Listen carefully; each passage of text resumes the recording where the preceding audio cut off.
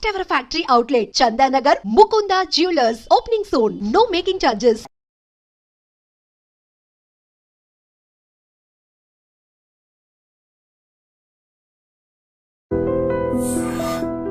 పలు భాషల్లో మీరు భగవద్గీత ఉపదేశం చేస్తున్నారు అని చెప్పి విన్నాను. పరమాత్మకు జీవాత్మకు బంధం దాని గురించి శ్రీకృష్ణుడు అవతారాన్ని చాలించిన తర్వాత మనకు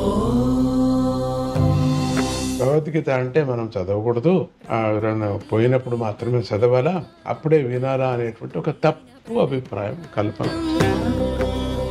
యూరోప్లో క్రిస్టియన్స్ కూడా చదువుతున్నారు, ఎందుకంటే దాంట్లో తత్వం అందరికీ కావలసినటువంటిది. ఎక్కడ లోపం జరుగుతుందంటారు స్వామీజీ? నేను అర్థము పూర్తిగా చదవకపోవటం. అమ్మగారే మీ గురువు అని చెప్పి విన్నాము, యోగిని మేనత గారి గురించి కూడా. అమ్మగారి గురువులైనప్పటికీ కూడా నేను ప్రతి సెకండ్ ప్రతి గురువును నేను తీసుకుంటుంటాను. కానీ ప్రారంభం గురువు అమ్మనే నాకు. అడవిలో బతికాము మేము. ఒక 2000 ఆవులు ఉండేది, ఒక 1000 ఎకరాల వరకు తాతగారి. వెళ్ళి అక్కడ అడిగాను, ఎందుకు వచ్చారు? ఏం లేదు, నేను పుట్టిన నేను తవ్వండి, తవ్వుతూనే శివలింగం. సరే దాన్ని అట్లా కప్పేసేయండి, చూపించదండి. చాలా పెద్ద కథ అది. అది రాగరాగణి విద్య అని మహావిద్య. ఎవరైనా గొరకబెట్టి పడుకున్నారంటే నేను నమస్కారం చేస్తాను, వాళ్ళకి అదృష్టం. అది రోగం కాదు. మేనత్త గారి గురించి కూడా 2 మాటలు. ఆవిడ సంగతి నేను ఏమని చెప్తాను. బ్రిటిష్ కాలంలో నాన్నగారికి పిచ్చి పట్టిపోయి. పిచ్చి అంటే నిన్న కూడా ఏనుగు వచ్చిందని న్యూస్ ఇప్పుడు నాకు పొద్దుటూరులో ఆమె పరిపాలించారు. స్వామీజీ, సనాతన ధర్మం వేరు, వేద ధర్మం వేరా స్వామీజీ? అమ్మ, సనాతన ధర్మం అంటే వేద ధర్మమే సనాతన ధర్మం. పురాణాల్లో స్త్రీల ప్రాముఖ్యత ఏ రకంగా ఉంది? అయ్యో, స్త్రీలకే ఎక్కువ ఉంది అని చెప్పచ్చు. మైత్రేయ ఎవరు, గార్గేయ ఎవరు, వీళ్ళంతా స్త్రీలే కదా. స్త్రీలు ఖండితం ఉంది. స్వామీజీ, మీకెందుకు తెలుగు రాష్ట్రాల్లో స్వామి వారిని ఇక్కడ ప్రతిష్ఠించాలని అదే అనిపించింది? హిమాలయాల్లో నేను ఆ గణపతి ఇక్కడ కనపడ్డాడు. చావు అనగానే భయపడిపోతూ ఉంటారు, దీని గురించి ఏం చెప్తారు స్వామీజీ? చచ్చేవాడిని అడిగితే బాగుంటుంది, కానీ వాడు వచ్చి చెప్పడు కదా. వచ్చేంత యముడు కనపడతారు, వాడు దూతలు కనపడతారు, అందుకని భయం. నిజంగా భగవంతుడి విషయంలో చూపించే భక్తి ఏ రకంగా ఉండాలి స్వామీజీ? భక్తి అంటే సమర్పణ భావం, రెండవ థాట్స్ లేనటువంటిది. మళ్ళీ జన్మ రాకుండా ఉండాలి అంటే ఒక వ్యక్తి చేయాల్సిన కార్యం ఏంటి? గురువు చెప్పినట్టు వేదాంత వాక్యాన్ని వినాలా, ప్రాక్టీస్ చేయాలి. స్వామీజీ, మీ గురించి చెప్పాలి అంటే భక్తుల మాటల్లో మేము చాలా వరకు చాలా గొప్పగా విన్నాం. నిజంగా ఇదంతా ఎలా సాధ్యపడుతుంది స్వామీజీ? అది నీకు అమృతం ఎట్లా వచ్చింది అన్నట్టుగా ఉంది మీ మాట. నాకు ఎట్లా సాధ్యపడిందంటే వచ్చింది, అట్లా వచ్చేసింది. యువతకు మీరు ఒక మంచి సందేశం ఇవ్వాలి అంటే ఎటువంటి సందేశం ఇస్తారు? యువతకు చెప్పటం ఏంటంటే,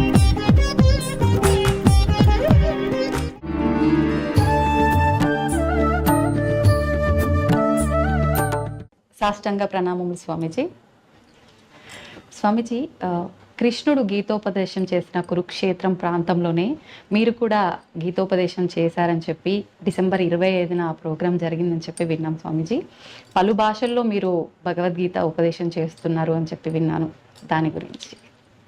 గీతోపదేశం శ్రీకృష్ణుడు అవతారాన్ని చాలించిన తర్వాత మనకు తెలుగు యుగం ప్రారంభమైంది.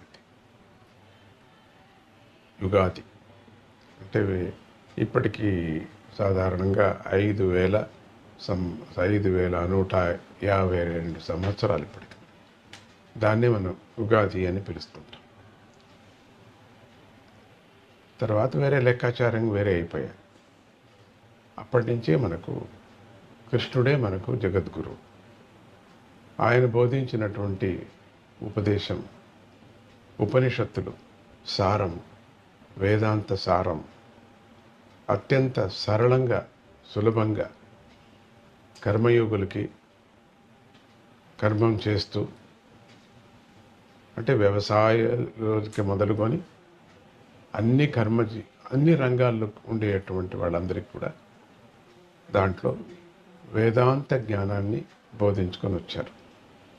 తర్వాత జ్ఞానయోగులకి జ్ఞానాన్ని బోధించుకొని వచ్చారు.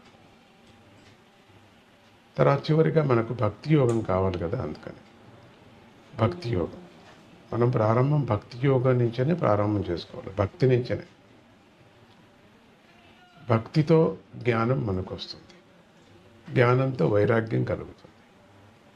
అందుకని ఈ మూడు కూడా స్వామి మనకు బోధించాడు. కాబట్టి అత్యంత సులభమైనటువంటిది, మానవాళికి అందేటువంటి వేదం, ఉపనిషత్తు సారం, ఉపదేశం. ఇది కేవలం మన భారతీయులకే కాకుండా మానవాళి అన్నారు. అంటే అన్ని దేశం వాళ్ళు అందరూ కూడా భగవద్గీతను చాలా ప్రోత్సహిస్తారు.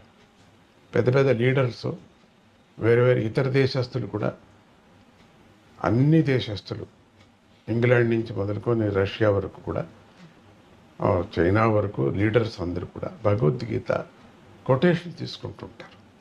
అంటే భగవద్గీత మానవాళికి సంబంధించింది.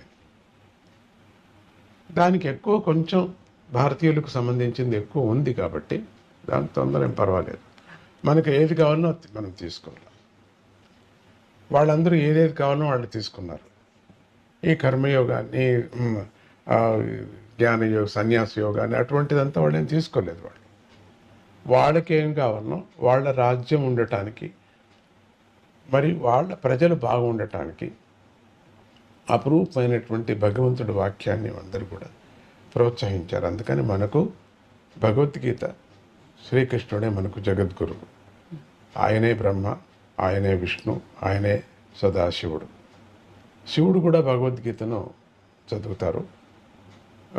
శివపార్వతులు ఇద్దరు భగవద్గీతను గురించి చర్చించారు కూడా. భాగవతాన్ని చర్చించినట్టుగానే భగవద్గీతను కూడా చర్చించారు.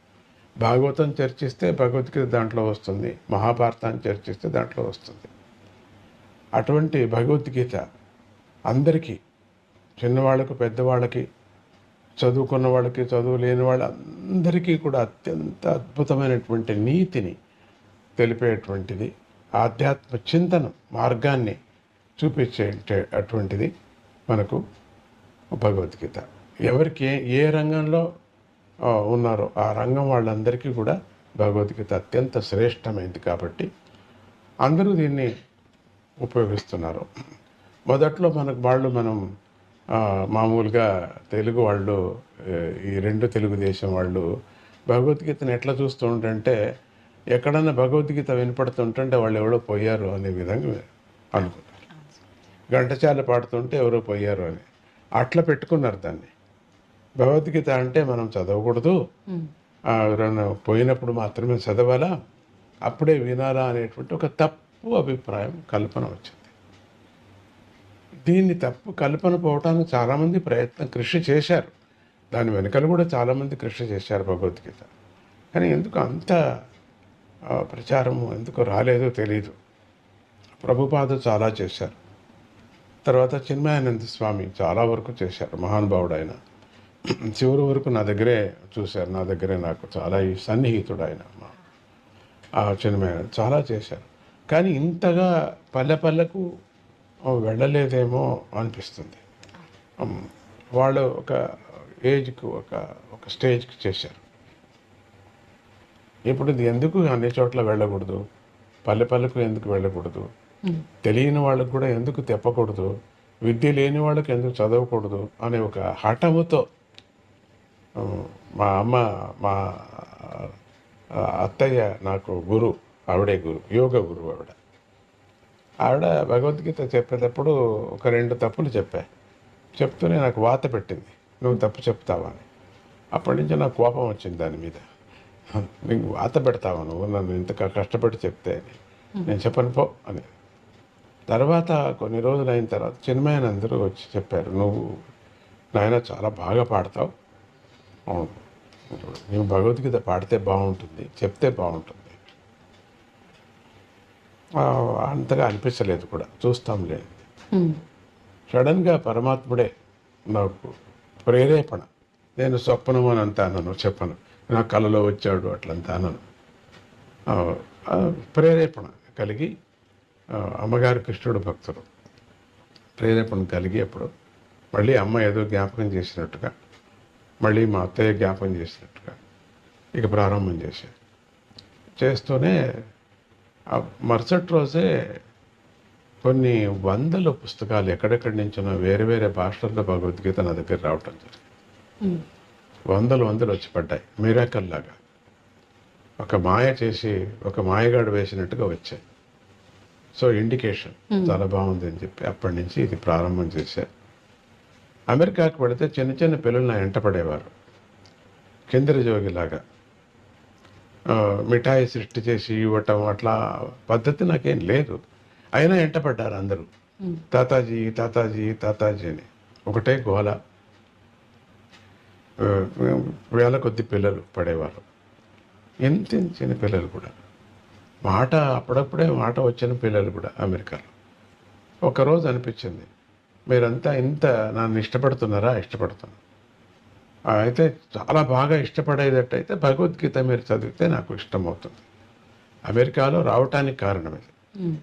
అప్పటికప్పుడే ఒక 8 మంది పిల్లలు భగవద్గీతను కంఠపాఠం చేయడానికి ప్రారంభం చేశారు. మళ్ళీ నేను 6 నెలల్లో వస్తాను, మీరు నాకు చెప్పాలి. మీరు చెప్పారు. మెమొరీ పవర్ చాలా బాగా పెరిగింది వాళ్ళకి చదివిన తర్వాత. ఒక 8 మంది పిల్లలకి ఒక ప్రయోగంలాగా జరిగింది ఇక్కడ డాలస్లో. వాళ్ళు వాళ్ళ ఇంట్లో వాళ్ళకి మీ అబ్బాయి లేక అమ్మాయి ఇట్లా చదవదు, మార్క్స్ చాలా తక్కువ వచ్చాయి, మీరు ఈ స్కూల్ నుంచి మీరు తీసుకుపోండి అనే విధంగా వాళ్ళకి వచ్చింది.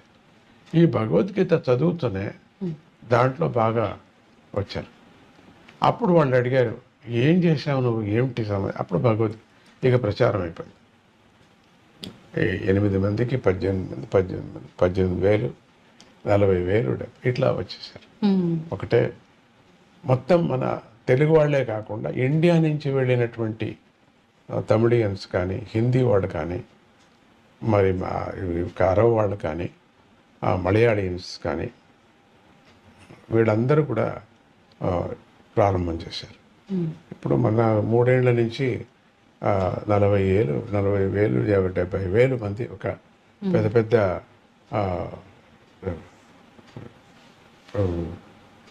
ఎలిన్ సెంటర్ అని చెప్పేసి ఒక అక్కడంతా మేము చేయటం ప్రారంభం చేసాం. స్టేడియంస్, పెద్ద పెద్ద స్టేడియంస్, మాకు చిన్న హాల్స్ పట్టలేదు. సో ఈ విధంగా వాళ్ళకి పూర్తిగా గోల్డ్ మెడలు అట్లంతా ఆ విధంగా చేయటం జరిగింది. కురుక్షేత్రంలో ఎవరెవరు చేస్తారో కురుక్షేత్రంలో తీసుకోవటం. ఎవరో నమ్మరు, ఆయన నమ్మాల్సి వస్తుంది. స్కూలుకు కూడా వెళ్ళినటువంటి వాళ్ళు సంస్కృతంలో స్పష్టంగా భగవద్గీత చదువుతారు. స్కూల్కే వెళ్ళలేదు వాళ్ళు, ఏమి ఓనామాలు ఏమి తెలియదు వాళ్ళకి, వాళ్ళు చదివారు. రెండవది ఈ మురికి పని చేసేటువంటి వాళ్ళు కూడా చదువుతున్నారు. అంటే ఇంకా మన వాళ్ళు ఎట్లా ఉండొచ్చు చెప్పండి, సిగ్గు అవుతుంది మన వాళ్ళకి కూడా. అట్లా ప్రతి ఇంట్లో కూడా భగవద్గీత. మొన్న లాస్ట్ టైం నేను ఫ్యామిలీ మెంబర్స్గా తీసుకువెళ్ళాను. తల్లి, తండ్రి, పిల్లలు, కుటుంబం, వాళ్ళ ఇంట్లో పిల్లలు, వాళ్ళ నాన్న, అమ్మ కూడా. అట్లా విచిత్రం. అందులో ప్రత్యేకించి డాక్టర్ ఫ్యామిలీస్ కూడా చాలా ఉన్నాయని చెప్పి విన్నాను. ఎక్కువ ఉన్నారు, వాళ్ళే ఎక్కువ ఉన్నారని చెప్పచ్చు. వాళ్ళకి ఏదో ఒక మనస్సులో సంతోషాన్ని కల్పించేటువంటిది. మంచి వ్యాపారస్తులు కూడా దీంట్లో ఉన్నారు, డాక్టర్సే ఎక్కువ ఉన్నారు చెప్పచ్చు. అట్లా ఫ్యామిలీ వాళ్ళంతా కురుక్షేత్రానికి తీసుకువెళ్ళారు. 3వ పర్యం 4వ పర్యం కురుక్షేత్రానికి వెళుతుంటది. అది వీళ్ళకి ఒక ప్రమోట్ లాగా, కురుక్షేత్రం నాతో 3 రోజులు మీరు ఉండగలరు అంటే వాళ్ళకి కంఠపాఠం చేయటం. ఎవరికి క్లాస్లో సరిగా ఉన్నారు లేదు, ముద్దుగా ఉన్నారు అన్న పిల్లలకి భగవద్గీత చెప్పిస్తే అటు భగవద్గీత వస్తుంది, అటు వాళ్ళ ఇంట్లో మంచి కార్యక్రమం జరిగినట్టు ఉంటుంది. రెండోది వాళ్ళ ఇండ్లలో సైకలాజికల్గా ఇప్పుడు చూస్తే గమనిస్తే కష్టాలన్నీ పోయినట్టుగా ఉన్నాయి, అందరికీ ఉన్నాయి కష్టాలు, ఎక్కడికి పోవు కదా అవి. అవును. అయినా దాన్ని కేర్ చేయకోకుండా బతుకుతున్నారు, సంతోషంగా ఉన్నారు, హ్యాపీగా ఉన్నారు, నందగోకులం లాగా ఉన్నారు. అట్లా ఇండియాలో కూడా అన్ని చోట్ల తయారవుతున్నాయి. ఇండియాలో కూడా ప్రతి పల్లెలో కూడా మేము ఈ కార్యక్రమం చేస్తున్నాం. ఇది భగవద్గీత క్రాంతి లాగా ఇప్పుడు జరుగుతున్నది, ఇంకా ఎక్కువ అవుతున్నది. ఒక టీచరు ఒక పద్ధతి మేము పెట్టుకున్నాం. ఒక టీచర్ ఒక 10 మందికి పిల్లలకి చెప్పాలి, వాళ్ళలో గోల్డ్ మెడల్ తీసుకుంటే ఆ 10 మందికి ఇంకొక 10 మందికి చెప్పాలి. సో 1 to 1 అట్లా ఇంటింటికి భగవద్గీత లాగా. దీంట్లో ఇంకొక తమాషా అంటే అరేబియన్స్ కూడా చదువుతున్నారు, ముస్లిం కంట్రీలో కూడా చదువుతున్నారు, అరేబియన్స్ చదువుతున్నారు, యూరోప్లో క్రిస్టియన్స్ కూడా చదువుతున్నారు. అది కూర్చొని వాళ్ళు చదువుతుంటే, వాళ్ళంతా తెల్లవాళ్ళు చదువుతుంటే ఎంత ఆనందమో. పరమాత్ముడు అందరికీ కావాలా, ఎందుకంటే దాంట్లో తత్వం అందరికీ కావాల్సినటువంటిది. కొన్ని భాగాలు ఏదో ఇక్కడ ఉండే వాళ్ళకి మాత్రం ఉంది, కానీ అన్ని భాగాలు భగవంతుడికి, అవి మన మనుషులు కావాల్సినటువంటిది. అది భగవద్గీత యొక్క క్రాంతి, భగవద్గీత యొక్క యజ్ఞం. అది దాని గురించి ఎంతైనా నేను చెప్పగలను. అట్లా సంతోషంతో అన్ని చోట్ల ఈ భగవద్గీత ప్రచారం వాళ్ళకే మంచిది, జీవనానికి చాలా మంచిది. స్వతహా శక్తి వాళ్ళకు వస్తుంది, ఎవరిని ఏం అడగాల్సిన పని లేదు. అందరికీ మానసికంగా వ్యాధులు, శారీరకంగా ఉంటుంది కదా, మర్చిపోతారు, శారీరకంగానూ మర్చిపోతారు, మానసికంగానూ మర్చిపోతారు. అది కదా కావాల్సింది మనకు.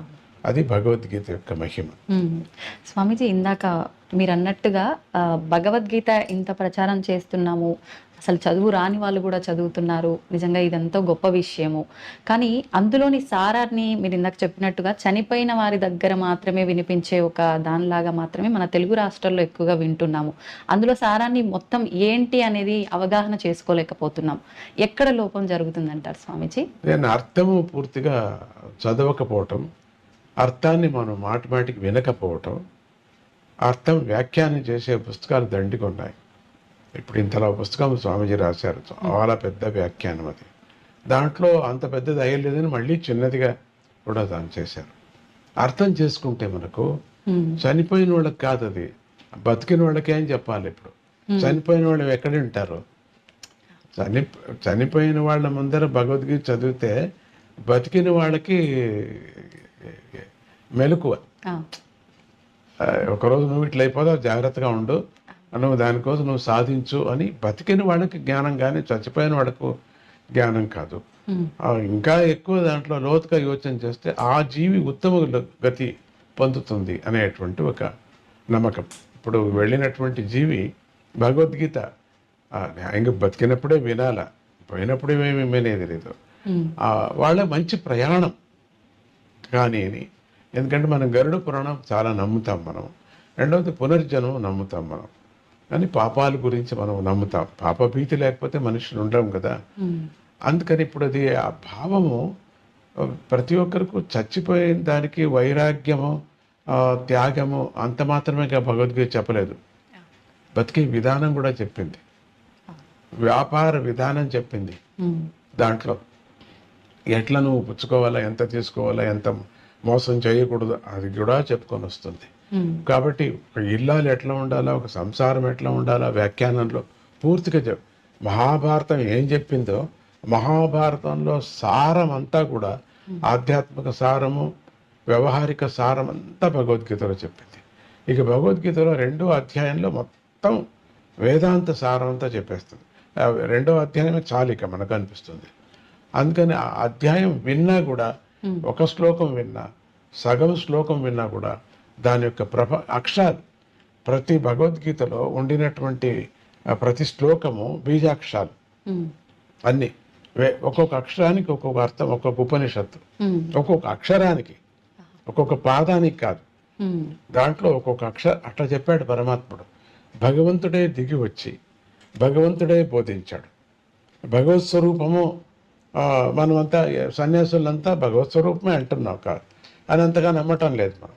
కానీ భగవంతుడే వచ్చాడు, భగవంతుడు అనటానికి విశ్వరూపం చూపించాడు కాబట్టి భగవంతుడు అన్నాం. అంతవరకు భగవంతుడు అర్జునుడు కూడా అనలేదు. దగ్గర ఉండే అర్జునుడు బావా ఏ వరే పరే అన్నాడు. విశ్వరూపం చూపించిన తర్వాత ఆయన దగ్గరికి వెళ్ళటానికి భయపడ్డాడు. తర్వాత అంతవరకు దగ్గర ఉండినటువంటి వాడు యుద్ధం అయిపోయిన తర్వాత, రాజ్యం దొరికిన తర్వాత ద్వారకాకి వెళ్ళిపోయాడు. అర్జునుడు చూడాలన్నా కూడా కాలేదు. ద్వారకాకి వెళ్ళాడు, 3 రోజులు కాచుకున్నాడు లోపలికి వెళ్ళాలంటే. అప్పుడు అర్జునుడికి అనిపించింది రియలైజేషన్, మన దగ్గర ఉండేంత వరకు పదార్థాలు తెలియదు మనకు, దూరం వెళ్ళిపోయిన తర్వాత మనకు తెలుస్తుంది, అర్రే ఎంత పని చేసాంరా మనం అనిపిస్తుంది అని అర్జునుడికి మనకు నేర్పించడానికి అర్జునుడిని పావుగా చేసుకున్నాడు. అర్జునుడికి చెప్పాడంటే మనకు చెప్పినట్టు. అక్కడ అందరికీ వినిపించింది కదా, అందరికీ చెప్పి ఆయన మాయా రూపం మనకు అనిపిస్తుంది. ఎవరో ఒక క్వశ్చన్ అడిగారు, ఇంత పెద్ద మాయా చేసేవాడు పాండవుల్నే రక్షించుకొని వచ్చాడు, చాలా బాగుంది, ధార్మికంగా ఉన్నారు వాళ్ళు, సత్యవంతులు, వాళ్ళకి రక్షించాల్సిందే, కథ అట్లా ఉంది. స్వామి మనసు చేసింటే ఈ కౌరవులు అంత పెద్ద అక్షోణిని అంత వివరణ చేశారు కదా, అట్లా ఒక్కపారు అట్లానంటే వాళ్ళ మనసు అంతా మారిపోవు కదా అని ఎవరో ఒకరు అడిగారు. వాళ్ళందరినీ సాత్వికులుగా చేసేసుకోవచ్చు కదా, ఒక్కపారి ఎందుకు చేయలేదు అని ఒక ప్రశ్న అడిగారు. కౌరవులు నిజంగా అదృష్టవంతులు, ఆయన కంటెదురుగా మోక్షాన్ని పొందారు, పాండవులు పొందలే. పాండవులు స్వామి లేనప్పుడు పొందారు, వీళ్ళు స్వామి ఎదురుగా పొందారు కౌరవులు. ఎందుకని తనలో చేర్చుకున్నాడు. ఎవరో అడిగారు, అమ్మవారికి ఎందుకు పుర్రెలంతా హారంగా ఉంటుంది, ఏంటి ఇది బాగలేదు కదా, కాళికామ్మ చూస్తే నమస్కారం చేయబుద్ధి పుట్టదని ఇంగ్లీష్ వాడు అడిగాడు.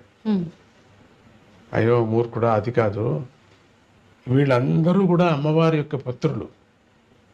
దుర్మార్గం వచ్చింది వాళ్ళకి, సత్వగుణం మారిపోయి వాళ్ళకి రజోగుణం వచ్చి తమో గుణంతో నాశనం అయిపోయారు. అటువంటి శరీరాలు వాళ్ళు అనుభవించిపోయారు. కానీ ఇక్కడ అమ్మ పేగు కదా, అందుకని వాళ్ళందరినీ పొర్రెలు వేసుకుంది, ప్రేమగా వేసుకుంది. శివుడు కూడా విభూతిని పూసుకున్నాడంటే తన భక్తులు, తన కొడుకులు, తన వాడు భస్మమైంది, భస్మాన్ని వేసుకున్నాడు, అంతేగాని తిక్క కాదు. స్వామిజీ, ఎలాగూ అమ్మగారి ప్రస్తావన వచ్చింది కాబట్టి అమ్మగారే మీ గురువు అని చెప్పి విన్నాము. ఇందాక మీరు కూడా చెప్పడం జరిగింది మేనత్త, యోగిని మేనత్త గారి గురించి కూడా. వాళ్ళ గురించి మీ మాటల్లో ఒక 2 మాటలు. అమ్మగారి గురువులైనప్పటికి కూడా నేను ప్రతి గురువును నేను తీసుకుంటుంటాను. దత్తాత్రేయులు ఇప్పుడు 24 గురువులు ఆయన ఎట్లా తీసుకున్నారో నేను అంతకన్నా ఎక్కువ తీసుకున్నాను. నాది లెక్క ఎక్కువ అయిపోయింది. కానీ ప్రారంభం గురువు అమ్మనే నాకు. సంగీతంలో కానీ, జ్ఞానంలో కానీ, మరి ఎట్లా బతకాలనేది కానీ. అడవిలో బతికాం మేము, మాకు ఇది ఏది తెలీదు. కరెంటు కూడా మాకు తెలియదు అప్పట్లో. 5 ఏళ్ళ వరకు నాకేం తెలియదు, కరెంటు ఏమీ తెలియదు నాకు. ఏ మిక్సీ, కరెంటు ఏమీ తెలియదు. అంతా అన్ని చేతిలోనే చేసుకునే, అన్ని ఆవులు, ఒక 2000 ఆవులు ఉండేది. ఒక 1000 ఎకరాల వరకు తాతగారిది. అన్నీ అడవి అంతా తానే తీసేసుకొని చేసేసాడు. అట్లా బతికాం. అక్కడే నేను పుట్టింది కూడా, బ్రహ్మకుండంలో పుట్టాను. 3 నదులు చేరుతాయి, అక్కడే అమ్మ ధ్యానం చేసేది. ఆ ధ్యానంలో నేను పుట్టాను అంట. అప్పుడు ఈ ట్రైబల్స్ తీసుకువెళ్ళిపోయారు ఆ శిశువు నీళ్ళలో పడిన తర్వాత. నీళ్ళలో కొట్టుకొని పోతూ ఉంటాయి. అమ్మకు జ్ఞానం లేదు. అప్పుడు అమ్మమ్మ గారు వెళ్ళి ఎవరో చెప్పారు, ఇట్లా మీ శిశువుని తీసుకుపోతున్నారు, మీ మనవుడు అది అమ్మకే పుట్టింది ఎట్లా అని. అట్లా ఎవరు చూసారే ఉంటావు, చూసిన వాళ్ళు దేవతలే ఉండొచ్చు. అప్పుడు వెళ్ళి అమ్మమ్మ తీసుకొచ్చి ఒక స్థలంలో వేశారు. ఆ ట్రైబల్స్ ఇచ్చారు. అది ఒక అర్కావతి నది దాటి అది అక్కడ పెద్ద కావేరీ నది కూడా, చాలా పెద్ద కావేరీ నది, అఖండ కావేరీ. సరే, అక్కడి నుంచి అప్పుడు అర్కావతి బాగా నీళ్లు ఉండేవి, ఇప్పుడు ఉన్నాయి. అక్కడి నుంచి తీసుకొచ్చి ఒక భూమి వాళ్ళు ఉండినటువంటి స్థలం దగ్గర వేశారట.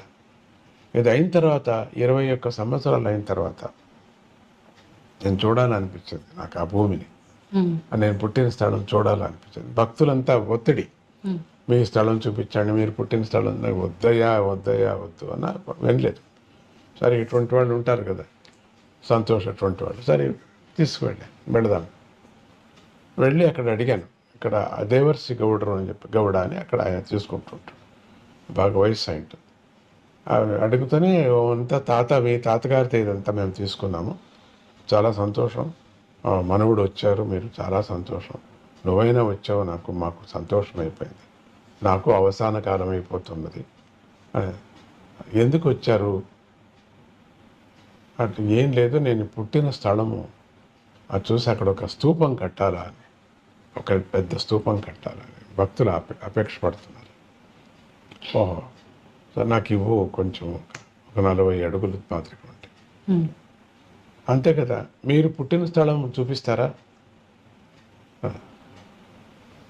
తీసుకువెళ్ళండి. అట్లా తిప్పారు, తీసుకువెళ్తే ఇక్కడ వేశారు. ఫస్ట్ శరీరం పడింది ఇక్కడ భూమి మీద, ఇక్కడ అని పడిందని ఎట్లా చెప్తారు? మీకు తెలియదు కదా, శిశువు కదా. ఇక్కడ అని ఎందుకు చెప్తున్నారు? మీ పక్కలో ఎవరు లేరు కదా, ముసలవాళ్ళు చూసిన వాళ్ళు లేదు. ఇక్కడే దీన్ని తవ్వండి. తవ్వుతూనే శివలింగం, ఒక చిన్న ఆలయం లాగా శివలింగం. సరే, దాన్ని అట్లా కప్పేసేయండి, చూపించదండి అని చెప్పి ఆ లింగం మాత్రం పైకి తీసి అక్కడ ప్రతిష్ఠ చేయటం జరిగింది. దత్తాత్రేయుని ప్రతిష్ఠ చేయటం జరిగింది. నాకు కొంచెమే చాలు అన్న, ఒక 1/2 ఎకరా అంత చాలదు మీకు, 5 ఎకరాలు ఇస్తా మీకు అన్నాడు. ఇది మీ భక్తులను చూస్తే నాకు మీకు చాలదు, ఇదంతా చాలు. సరే, అట్లే చేయండి. తర్వాత పిల్లలకు కూడా వాళ్ళకి వైరాగ్యం పుట్టి వాళ్ళు కూడా ఇచ్చేస్తారు. చాలా పెద్ద ఏరియా అయింది, బాగుంది. అక్కడ మంచి మెడిటేషన్ కూడా చాలా. ఆ అమ్మ నన్ను ఎప్పుడు కూడా తీసుకువెళుతూ ఒక వృక్షం కిందకి, ఆవిడ దత్త ఉపాసకురాలు, దత్తాత్రేయుడు యొక్క ఆ దత్తుడినే ఎప్పుడు కొలుసుకుంటూ ఉండేది. ఫకీర్ సాఫీ అని చెప్పేసి ఒక ఆయన 150 ఏండ్లు, ఆయనకి 120 నుంచి 150 ఏండ్లు అతనికి. ఆయనే కాచుకున్నారు వచ్చి. ఆ తాతగారు చెప్పారు, నువ్వు ఎందుకున్నాయా ముసలివాడు అంటే, నా గురువు పుడతాడు, నేను చూసుకొని వెళ్ళిపోతాను. ఎవరికి పుడతారు? ఆ కొనా కూతురుకు పుడుతుంది. పెండ్లే కాలేదు, పెండ్లి అవుతుంది, పుడతాడు, చూసుకొని వెళ్తాడు. పెండ్లి కావటం జరిగింది. యాత్రకు వచ్చిన వాడు పెళ్లి చేసేసారు నాన్నగారిని.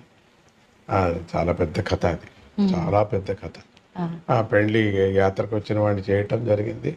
ఆయన పుట్టడం 5 ఏళ్ళు అయిన తర్వాత, 5 ఏళ్ళ వరకు పుట్టలేదు, కాచుకునే ఉన్నాడు. అయిన తర్వాత పుట్టడం జరిగింది. పుడుతూనే నమస్కారం చేసుకుని వెళ్ళిపోయాడు. ఎక్కడికి పోయాడో ఎవరికి తెలియదు. ఆ ఫకీర్ ఆయన గుర్తుగా ఇల్లు కూడా మేము అట్లే కట్టాం, ఆయన గుర్తుగా ఉండని అని చెప్పేసి.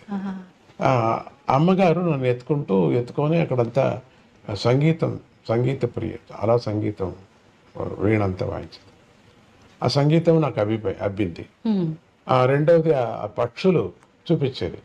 ఆ చెట్టు ఇప్పటికీ అక్కడే పక్షులు వస్తూ ఉంటాయి. ఆ చెట్లు లేవు, అంత పెద్దగా ఉన్నాయి, అయినా దాంట్లో ఇప్పటికీ అక్కడ వస్తుంటుంది. రాత్రిపూట కొన్ని వేల పక్షులు వస్తాయి అక్కడికి. ఆ పక్షుల యొక్క రవం వినటం, దాని యొక్క స్వరం వినటం, ఇట్లా చూపిస్తూ తర్వాత పొలానికి తీసుకువెళ్ళేది దినం. చూడు రాగులు ఎంత బాగున్నాయో, ఇక్కడ నేను వీణ వాయించాను, రాగులు వచ్చాయి చూడు బాగా, చూడు ఇక్కడ వీణ వాయించాను, ఆవులన్నీ మంచి పాలిస్తున్నాయి చూడు, చూడు పండ్లు ఎంత బాగున్నాయో, అకాలమైన పండ్లు, మామిడి పండ్లు అకాలం, మామిడి పండ్లు చూడు ఎంత బాగున్నాయి, ఎంత రుచిగా ఉన్నాయో చూడు. అకాలం చింతకాయలు, పెద్ద చింత చెట్టు ఉండేది అక్కడ, 5-6 చింత చెట్టు. అన్నీ సంగీతంలో అవుతుంది నాన్న అని చెప్పి. సంగీతం మీద మీరు అమ్మ ఆ రాగులు, మరి వరి కూడా ఉండేది, వరి, తర్వాత ఈ చింత చెట్లు, మామిడి పండ్లు, పూలు చెట్లు కూడా దండిగా ఉంటాయి, పూలు ఇవన్నీ చాలా ఎంత బాగున్నాయమ్మా. దీన్ని మనుషుల మీద ఎందుకు ప్రయోగం చేయకూడదు? నాకు 5 ఏళ్ళు అంతే, 4.5 ఏళ్ళు. మాటలు వచ్చే మాటలు అంతే, వచ్చిపోయే మాటలు. నువ్వు చెయ్యి అన్నారు, నీకు అది అబ్బుతుంది అన్నారు, అంతే. అది ఉపదేశం, నీకు అబ్బుతుంది, నువ్వు చెయ్యి అన్నారు. మనం ఎందుకు మనుషుల మీద చేయకూడదు? ఈ చెట్ల మీద, ఆవుల మీద చేసే బదులు మనుషుల మీద కూడా ఎందుకు చేయకూడదు? మంచి బాగవుతుంది కదా వాళ్ళకి, చేయవచ్చు. అది రాగరాగణి విద్య అని మహావిద్య అది. అది దీంట్లో చిదంబరంలో ఒక లైబ్రరీ, కుంభకోణం లైబ్రరీలో ఆ పుస్తకం ఇప్పుడు అంతా మాయమైపోయింది. అది తాళాపత్ర గ్రంథంలో ఉండేటువంటి రాగరాగణి విద్య. ఆ విద్యని ఎట్లనో అమ్మకి తెలుసు, ఎందుకంటే వాళ్ళ తాత ముత్తాత వాళ్ళంతా అక్కడి నుంచి వచ్చిన వాళ్ళు. అది చెప్పుకొచ్చిందమ్మ. రాగరాగణి విద్య నోటుతో రాయటం ఏమీ లేదు, భాగవతం అంతా రాసింది, పుస్తకంలో రాసుకుంది తన కన్నడం లాంగ్వేజ్లో. ఆ రాగరాగణి విద్య నోటుతో చెప్పింది నాకు. 5 ఏళ్లకు ఏమి పోయి ఉంటుంది బుర్రలో తెలియదు, అంత ఎంత పోయిందో అంత. సో అందుకని ఆ రాగరాగణి విద్య అప్పటము అప్పుడే దీన్ని చేయటం అది. మరి ఈ పక్షులు యొక్క స్నేహం నాకు రావటం అక్కడ, ఎందుకంటే గగన చరాలు అయిన తర్వాత మనుషులు అవుతారు. అందుకని ఉత్తమ మనుషులు కావాలా అనే ఒక దృష్టితో పక్షులకు ఆహారం పెట్టండి అంటుంటా. మన కుటుంబంలోనే పుడతారు వాళ్ళు. మనం ఏమైనా మంచి ఆహారం పుడితే మంచి పిల్లకాయ పుడతాడు, మంచి పిల్లగా పుడుతుంది, మన ఇంట్లోనే పుడుతుంది. మన బంధువులుగా ఒక పక్షిని చూసామంటే మనం అది బంధువుగా పుడుతుంది. ఇది నియమం ఇది. ఒక కాకిని చూస్తే, ఒక గద్దం చూస్తే మన దగ్గర పుడుతుంది, అది మన వంశంలో పుడుతుంది, అది తప్పదు. అది అంటే రుణానుబంధ రూపేణ అని చెప్పి అంటారు కదా స్వామీజీ, ఇది దాని కిందకే వర్తిస్తుందంట. అదే ఆ దృష్టి దోషం మీద దృష్టి పాతం అంటారు దాన్ని. దృష్టిపాతం మీద వచ్చేస్తుంది అది. అది రుణమనే. గాడిది కూడా మన ఇంట్లో పుట్టచ్చు, అది వేరే. కానీ ఇది ఎక్కువ అక్కడి నుంచి కాదు, తక్షణం పుట్టేది పక్షి నుంచి మనిషి పుడతాడు. సో మనం ఎప్పుడు ఆహారం వేస్తున్నాం మన ఇంట్లోనే పుడుతుంది, మంచిగా పుడుతుంది. ఒకవేళ వేరే చోట పుట్టినా పర్వాలేదు, మనకు దాని ప్రశ్న వద్దు. మంచిగా పుట్టని, మంచిగా ప్రజలు కానీ అనే దృష్టితో పక్షులను సాకమని చెప్తున్నారు. నాదాన్ని వినండి, సూదింగ్ నాదం. రాత్రిపూట పడుకునేటప్పుడు మంచి నాదం వింటే హాయిగా నిద్ర వస్తుంది. మరి ఇంకేది మనం ఏది తాపత్రయాలు పడాల్సిన పని లేదు. నిద్ర మంచిగా ఉంటే పొద్దున బాగా మనం మాట్లాడతాం, లేకపోతే తిక్కగా ఉంటుంది. 2 రోజులు నిద్ర రాకపోతే మనిషిని మనం మాట్లాడించడానికి అయ్యలేదు, బుద్ధి చెడిపోతుంది. అది పరమాత్ముడు ఇచ్చినటువంటి గిఫ్ట్. ఎవరైనా గొరకబెట్టి పడుకున్నారంటే నేను నమస్కారం చేస్తాను, వాళ్ళకి అదృష్టం. గొరక పెడుతున్నాడని తిట్టాను నేను, వాళ్ళ యోగం అది అని, వాళ్ళ యోగం. లేకపోతే అట్లా రాదు వాళ్ళకి. అది అంత గొరక పెట్టి నిద్ర అనేది ఎవరికి కష్టం వచ్చేది. అది అట్లా గాఢ నిద్రపోతున్నారంటే ఎంతో అదృష్టము చేసుకున్నారు కాబట్టి అది రోగం కాదు. అది కొద్దిగా ఉండవచ్చు ముక్కులో, కానీ రోగం కాదు. స్వామిజీ, మేనత్త గారి గురించి కూడా 2 మాటలు. అమ్మా, మేనత్త గారి గురించి కూడా 2 మాటలు. మేనత్త గారు యోగా వాటికి చాలా ఇష్టమైంది. రెండోది భగవద్గీత, యోగం, ఉపనిషత్తులు అంతా చెప్పుకునేది. ఆవిడ సంగతి నేను ఏమని చెబుతాను. బ్రిటిష్ కాలంలో ఆవిడ అంటే మా మేనమామ గారు బ్రిటిష్ కాలంలో ఆయన ఈ సోడాలు కనిపెట్టేవారు. సోడా అంటే నీళ్లలో గ్యాస్ వేసి సోడా, అది ఇప్పుడు కనపడదులేండి, ఇప్పుడు లేదు అది. ఆ మిషన్ పెట్టుకొని చేసేవారు. దాని నుంచి బ్రిటిష్ వాళ్ళకి దగ్గర అయిపోయాడు. అప్పుడు అది ఆయన మళ్ళీ తెనాలిలో వచ్చి మన తెలుగు రాష్ట్రానికి వచ్చారు. ఆయన ఇక్కడ వచ్చి ఉన్నారని ప్రతీతి. తర్వాత దాని మూలం నేను ఎతకలేదు. ఆ అత్తగారు అంటే మా నాన్నగారి యొక్క అక్కగారు. ఆవిడ స్వామీజీ మా నాన్నగారు యొక్క మొదటి భార్య పోయిన తర్వాత నాన్నగారికి పిచ్చి పట్టిపోయింది. పిచ్చి అంటే ఆయన పూజ చేసేవారు, ఉపాసకుడు, నరసింహస్వామి ఉపాసకుడు. దినము శాలిగ్రామానికి నైవేద్యం తెచ్చిపెట్టేవాళ్ళు ఎవరు లేరే అని అట్లా అయిపోయింది మనసు. అప్పటి నుంచి అన్నీ వదిలేశారు వాళ్ళు. ఒక అర్చకత్వం కూడా చేసేవారు. వేదాంతినే, వేదం నేర్చుకొని పల్లెల్లో ఎవరు పురోహితులు లేరని పల్లెకి వెళ్ళి పెళ్ళిళ్ళు చేయించటము, గృహప్రవేశాలు చేయించటము, దాంట్లో వచ్చిన ధనాన్నంతా దానం చేసుకొని రావటం, ఇట్లా గుర్రం మీద అమ్మగారు ఒకటి లోపలికి తీసుకురావటానికి, దానం తీసుకురావటానికి వీల్లేదు, అంతా ఇచ్చేసి రావాలా, స్నానం చేసుకొని రావాలా. అమ్మ అట్లా ఆ నియమం. పొలం ఉండేది, పొలం వచ్చేది బాగా. సరే, ఆ అత్తగారికి ఇట్లా అయిపోయిందే, పెద్ద భార్య పోయినప్పుడు తమ్ముడికి అని యాత్రలు చేయించింది అన్ని చోట్ల. మా నాన్నగారిని యాత్ర చేస్తూ బెంగళూరుకి వచ్చినప్పుడు బెంగళూరులో ఎవరో చెప్పారు, ఇక్కడ ఒక సంగమ క్షేత్రం ఉన్నది, అక్కడికి వెళితే మీ తమ్ముడికి పెళ్లి అవుతుంది, ఆ. పిల్లలు పుడతారు, ఇట్లా అంతా ఒక గణపతి, నీ పేరేంటి, గణపతి నా పేరు అని చెప్పి వెళ్ళిపోయాడు. ఫస్ట్ బస్సు బెంగళూరు నుంచి అక్కడికి వెళ్ళటం, అదే మొదటి బస్సు. ఆ మొదటి బస్సులో వీళ్ళిద్దరు కూర్చున్నారట. ఈ పిచ్చి బ్రాహ్మడు అత్తగారు ఎదురు కూర్చున్నారు. వెళ్ళారు. వెళుతూనే ఆ బస్సు వాడు చెప్పారట, ఇక్కడ ఫస్ట్ టైం వస్తున్నాం మేము, కొద్దిసేపే ఆగేది, తొందరగా వచ్చేసేయండి అని. లేదు, స్నానం చేసుకొని వస్తామని. ఈయనకి నీళ్లు చూస్తే ఎక్కడ చూసినా నీళ్ల పిచ్చి తాతగారికి. నేను తాత తాత అంటాను మా అన్నని. ఆయన స్నానానికి వెళ్ళాడు, ఇక జపానికి కూర్చున్నాడు. ఇంత పిచ్చి అయినా కూడా జపం అంతా అదంతా ఉంది, నిష్ట నియమం అంతా ఉంది. ఎంతసేపు అయినా రావటం లేదు, మాట్లాడుతున్నా రావటం లేదు. బస్సు వెళ్ళిపోయింది. ఇక అడవి, ఈ బస్సులు లేవు, ఎడ్లు బండ్లు లేవు, ఏమీ లేవు. అరే ఎంత పని అయిపోయింది ఈ అడవిలో, ఎట్లా ఇక్కడంతా ఏనుగు కనపడుతూ ఉందట. ఏనుగు ఇప్పటికీ నిన్న కూడా ఏనుగు వచ్చిందని న్యూస్ ఇప్పుడు నాకు. నిన్న కూడా ఆ ఇంటికి ఏనుగు వచ్చింది అని చెప్పేసి మా ఆశ్రమానికి. పులులు, ఏనుగు, అక్కడ పులులు ఏనుగులు ఏమి పోట్లాడేవి కాదు, ఇప్పుడు పోట్లాడు, జింకలు అన్నీ వచ్చాయి. అక్కడ అదే స్నానం చేస్తూ బస్సు వెళ్ళిపోయింది. వెళ్ళిపోతున్నా ఏం చేయటం, ఏమీ లేదే ఇక్కడ, తీర్థం లేదు, తిండి లేదు, ఏమిట్రా ఇట్లా అయిపోయింది. అత్తగారికి చాలా కష్టమైంది. చూస్తే ఒక దీపం కనపడుతూ ఉండిందట. అదేం కొండలో దీపం కనపడుతుంది, చాలా దూరం కొండలో కనపడుతుంది అని ఎత్తుకుంటూ వెళ్ళారు. ఆ రోజు సాయంత్రం కలలో దత్తుడు కనపడి, ఈరోజు వచ్చేవాడిని నన్ను నాకు పెళ్లి చెయ్యి అని అమ్మ అనటం. ఆళ్ళ నాన్నగారికి అంటే మా తాతగారికి నాస్తికుడు. వచ్చి ఎవరు ఇక్కడికి ఎవరు రావడానికి వీల్లేదు, ఏ మగోడు ఉండటానికి వీల్లేదు. పని మనిషిని కూడా పంపించేశాడు. పంపించి అన్నీ బంద్ చేశాడు, గేట్ అన్ని బంద్ చేసేసాడు, రావటానికి వీల్లేదు. ఏది రాత్రి అయిపోతున్నది, ఏది ఎవరు రాలేదే అట్లా అని. వీళ్ళు ఈ అత్తగారు మా నాన్నగారు ఏం చేశారు, ఈ వెనక దొడ్డి నుంచి వెళ్ళారు లోపలికి, ఇంట్లో వెళ్ళిపోయారు. ఇంట్లో చూస్తే మగోడు, పిచ్చోడు. ఆ తాతగారికి ఆశ్చర్యమైంది, ఎక్కడి నుంచి మీరు ఎట్లా వచ్చారో అట్లా వెనక తట్టది తలిపోయలేదు, లోపలికి వచ్చాము. అదే మీరు బ్రాహ్మణులని తెలిసింది, ఈవిడికి తాపత్రయం, వీడికి బ్రాహ్మణులని తెలిసింది, మాకేదో ఒక అన్నం పెట్టండి అది వచ్చాం. మగవాడు వచ్చాడు కదా, రాత్రి లోపల వచ్చారు కదా మగవాడు, చూడండి.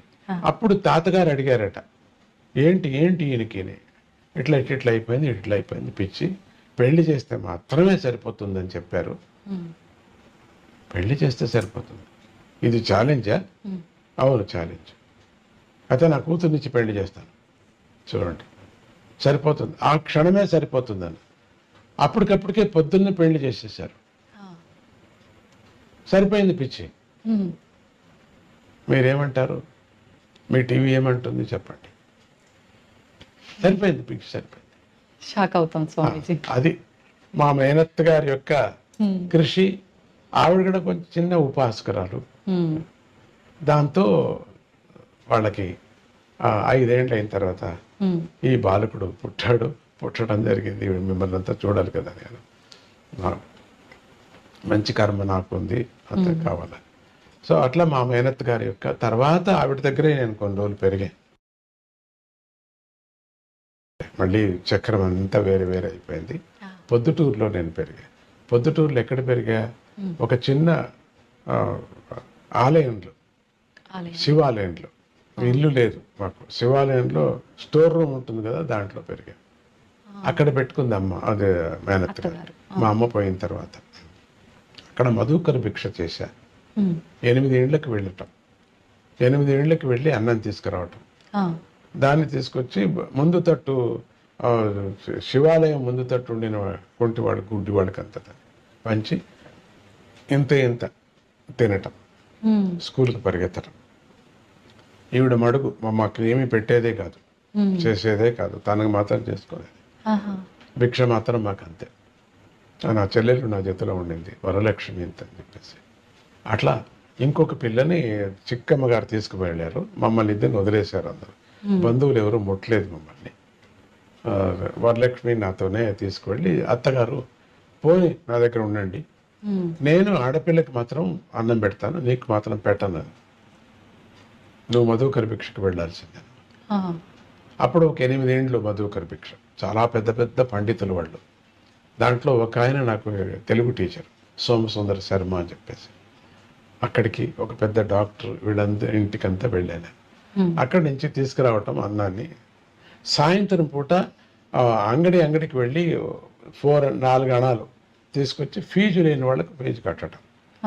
సో అత్తగారు నేర్పించారు, ఫీజు లేని వాళ్ళకు ఫీజు కట్టాలా, నువ్వు కుంటి వాళ్ళకు గుడ్డి వాళ్ళకు అన్నం పెట్టాలా, మిగిలితే నువ్వు తినాలా, మళ్ళీ స్నానం చేసుకొని స్కూల్కి వెళ్ళాలా, మళ్ళీ స్కూల్ నుంచి వచ్చి నువ్వు ఇట్లా 4 అణాలు వసూలు చేసుకోవాలా, అట్లా ఫీజు లేని వాళ్ళకి కట్టాలా, మున్సిపల్ స్కూల్లో చదవాలా.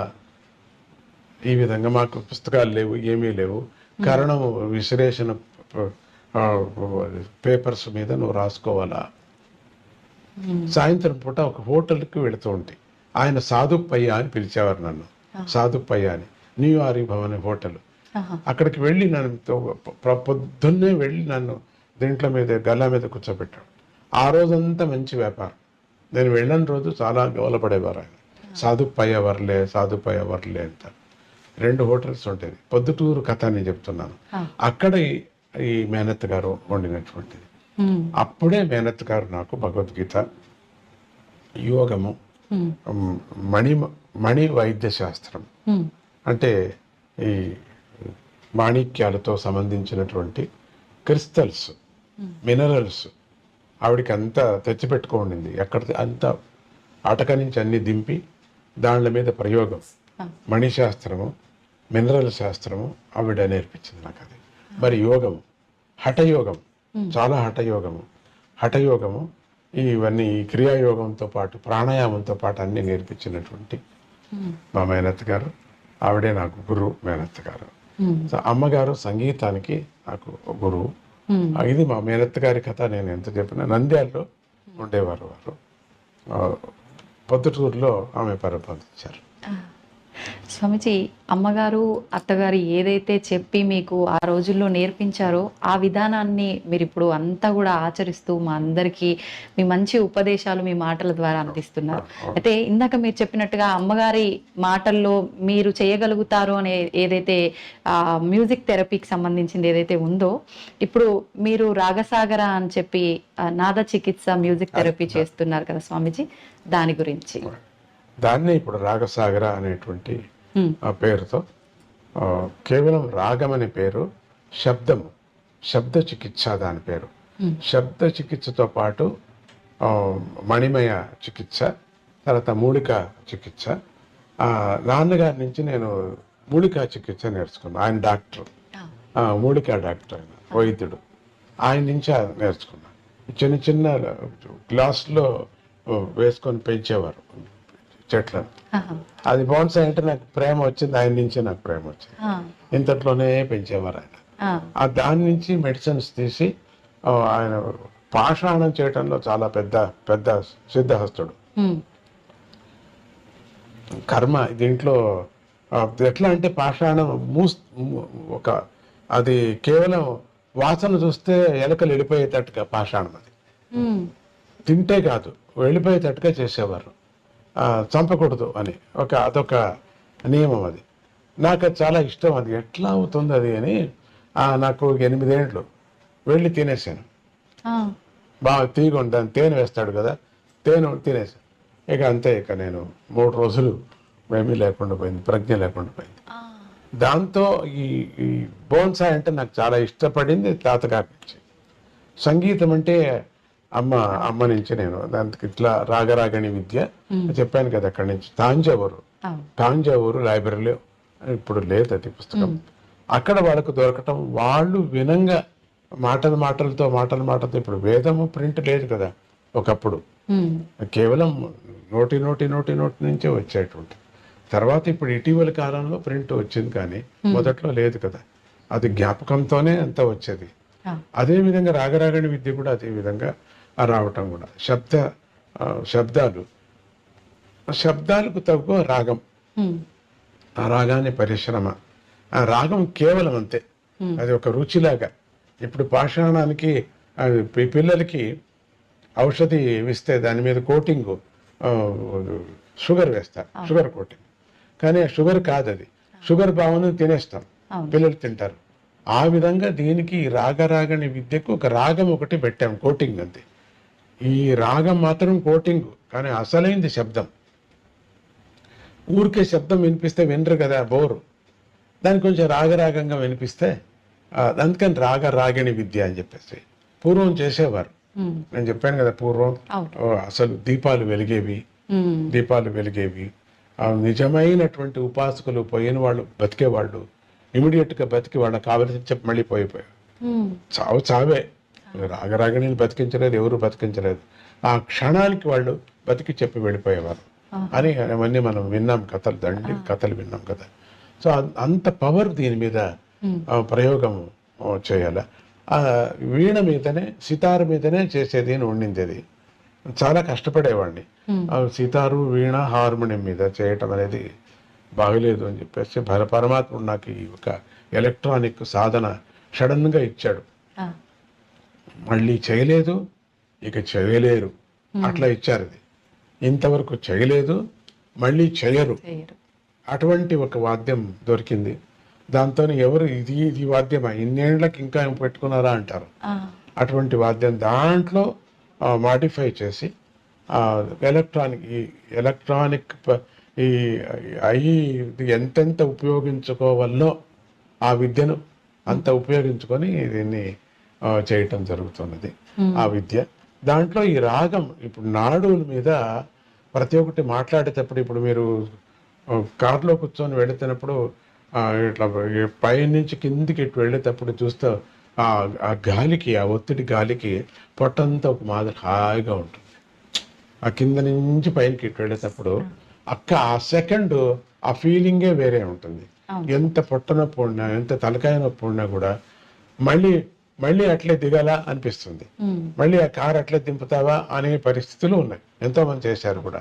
అట్లా దిగేటప్పుడు ఎంత హాయిగా, ఆ క్షణం ఎంత హాయిగా ఉంటుందో చూడండి. అదే మాదిరిది డౌన్కి దిగి కొంచెం పైకి ఎక్కేటప్పుడు, డౌన్ నుంచి వచ్చేటప్పుడు ఆ గాలి ఒత్తిడికి, ఆ శబ్దానికి, ఆ శరీరంలో కలిగినటువంటి ఒక భావన, ఆనందం టాయన్ కలుగుతుంది కదా, అది ఆ శబ్దం ఒత్తిడి, వాయు ఒత్తిడికి. సో అదే విధంగా దీన్ని 24 hours చేస్తున్నారు స్వామీజీ అంతే. అది ఒక క్షణం మాత్రం అవుతుంది, ఇట్లా వెళ్ళి ఇట్లా వచ్చేటప్పుడు. దీన్ని మాత్రం 24 గంటలు చేయాలని చెప్పేసి అది చేయటం రాగరాగని విద్యలది. కొత్తగా చెప్తున్నా మీకు, దీన్ని ఎక్కడ నేను చెప్పలేదు, ఇప్పుడు ఈ టీవీకే కొత్తగా చెప్తున్నాను.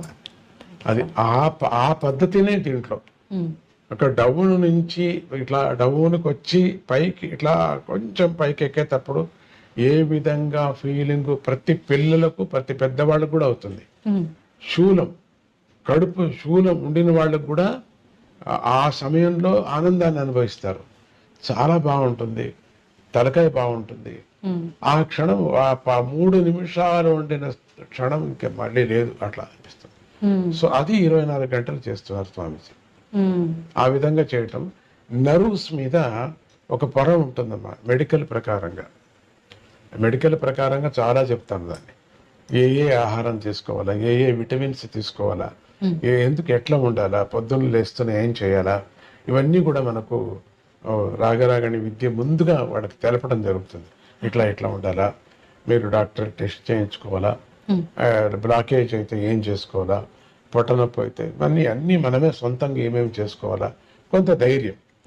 దీనికి లొంగకపోతే మనం డాక్టర్ దగ్గర వెళ్ళాలా, డాక్టర్ దగ్గర వెళ్ళి మీరు ఈ శబ్దాన్ని వింటే మంచిది అని. చాలా పెద్ద విద్య అమ్మా ఇది. అవును స్వామీజీ. చూడటానికి చిన్నదిగా మనకేదో కనపడుతుంది, చాలా పెద్ద విద్య ఇది. నేను ఎవరికి నేర్పలేను, అది కష్టం నాకు, అది నాకు తెలియదు. అది కృష్ణుడు తన పుల్లంగం ఎవరికి నేర్పలేదు, కృష్ణుడు తన మాయను ఎవరికి నేర్పలేదు, కృష్ణుడు తన విశ్వరూపాన్ని ఇంకొకరికి నువ్వు కూడా చేయరా అనలేదు, తాను ఒకడే, అంతటితో అయిపోయింది. అది తన విశ్వరూపాన్ని ఇంకొకరికి చెప్పలేదు. అట్లా నా పరిస్థితి ఉంది. అది కొన్ని మెడిసిన్స్, కొన్ని డాక్టర్స్ చెప్పలేరు, వాళ్ళే కనిపెట్టినటువంటిది, వాళ్ళు ట్రైనింగ్ కూడా ఇవ్వలేరు. అది అప్పటికి కుదిరింది అంటారు, మళ్ళీ ప్రయోగం చేస్తే అది కుదరదు వాళ్ళకి. అది అది మాత్రం అప్పుడు కుదిరింది అంటే అది అమృతం. మాటిమాటికి చిలకలేరు కదా దేవతలు రాక్షసులు, మాటిమాటికి చిలకలేరు, మాటిమాటికి కుర్మావతారం కాలేదు, మాటిమాటికి ధన్వంతరి పుట్టాడు కదా, ఒకే పారి పుట్టింది అది. ఒక చుక్క తాగితే చాలు అని చెప్పారు. ఒక సముద్రం తాగాల్సిన పని లేదు అమృతము. తీర్థం కూడా అంతే, ఇంతే తాగాల. ఇక్కడికి మాత్రం గొంతు మాత్రం నానాల, అక్కడి నుంచి కిందికి తానే ఇక్కడికి వెళ్ళి ఇక్కడ ఒక గ్రంథి ఉంది శాలిగ్రామం, దీని మీద పడుతుంది, విష్ణు శాలిగ్రామం మీద. ఈరోజు ఏకాదశి, చాలా అద్భుతమైన రోజు. మీతో నేను మాట్లాడుతున్నా, ఇక్కడ పడుతూనే కృష్ణ కృష్ణ, ఇక్కడ పడుతూనే మన శరీరం అంతా కూడా అకాల మృత్యుహరణం, సర్వవ్యాధి నివారణం, సమస్త దేవతా పాదోదకం పావనం శుభం అని అంటూ తీసుకోవాలి మనం. మనకు అన్ని వ్యాధులు నివారణ అయ్యేటువంటిది ఆ తీర్థం. ప్రతిదినము మనం శాలిగ్రామ తీర్థం తీసుకోవాలి. ప్రతిదినము మనం ఉండిన చోటనే తిరగాలి. యాని కాని చ పాపాని జన్మాంతర కృతాని చ. మనం అక్కడక్కడే తిరిగి పరమాత్ముడు అన్ని దిక్కులు ఉన్నాడు, ఒక దిక్కులు కాదు అన్ని దిక్కులు ఉన్నాడు అనే ఒక దృష్టితో మనము ప్రదక్షిణ పదే పదే అని సాష్టాంగ నమస్కారం చేయాలి. మనకి 8 అంగాలు, ఈ 8 అంగాలు 8 పుష్పాలు కూడా పరమాత్మునికి అర్పణ చేయాలి. ఆడవాళ్ళు పంచాంగం 5 అంగాలు మాత్రమే నమస్కారం చేయాలి ఆడవాళ్ళు, మగవాళ్ళు పూర్తిగా నమస్కారం చేయాలి అని చెప్తారు. దాని నుంచి ఆరోగ్యం కూడా సూర్య నమస్కారం చేయమంటారు. సూర్య నమస్కారం నుంచి ఆరోగ్యం కూడా వస్తుంది.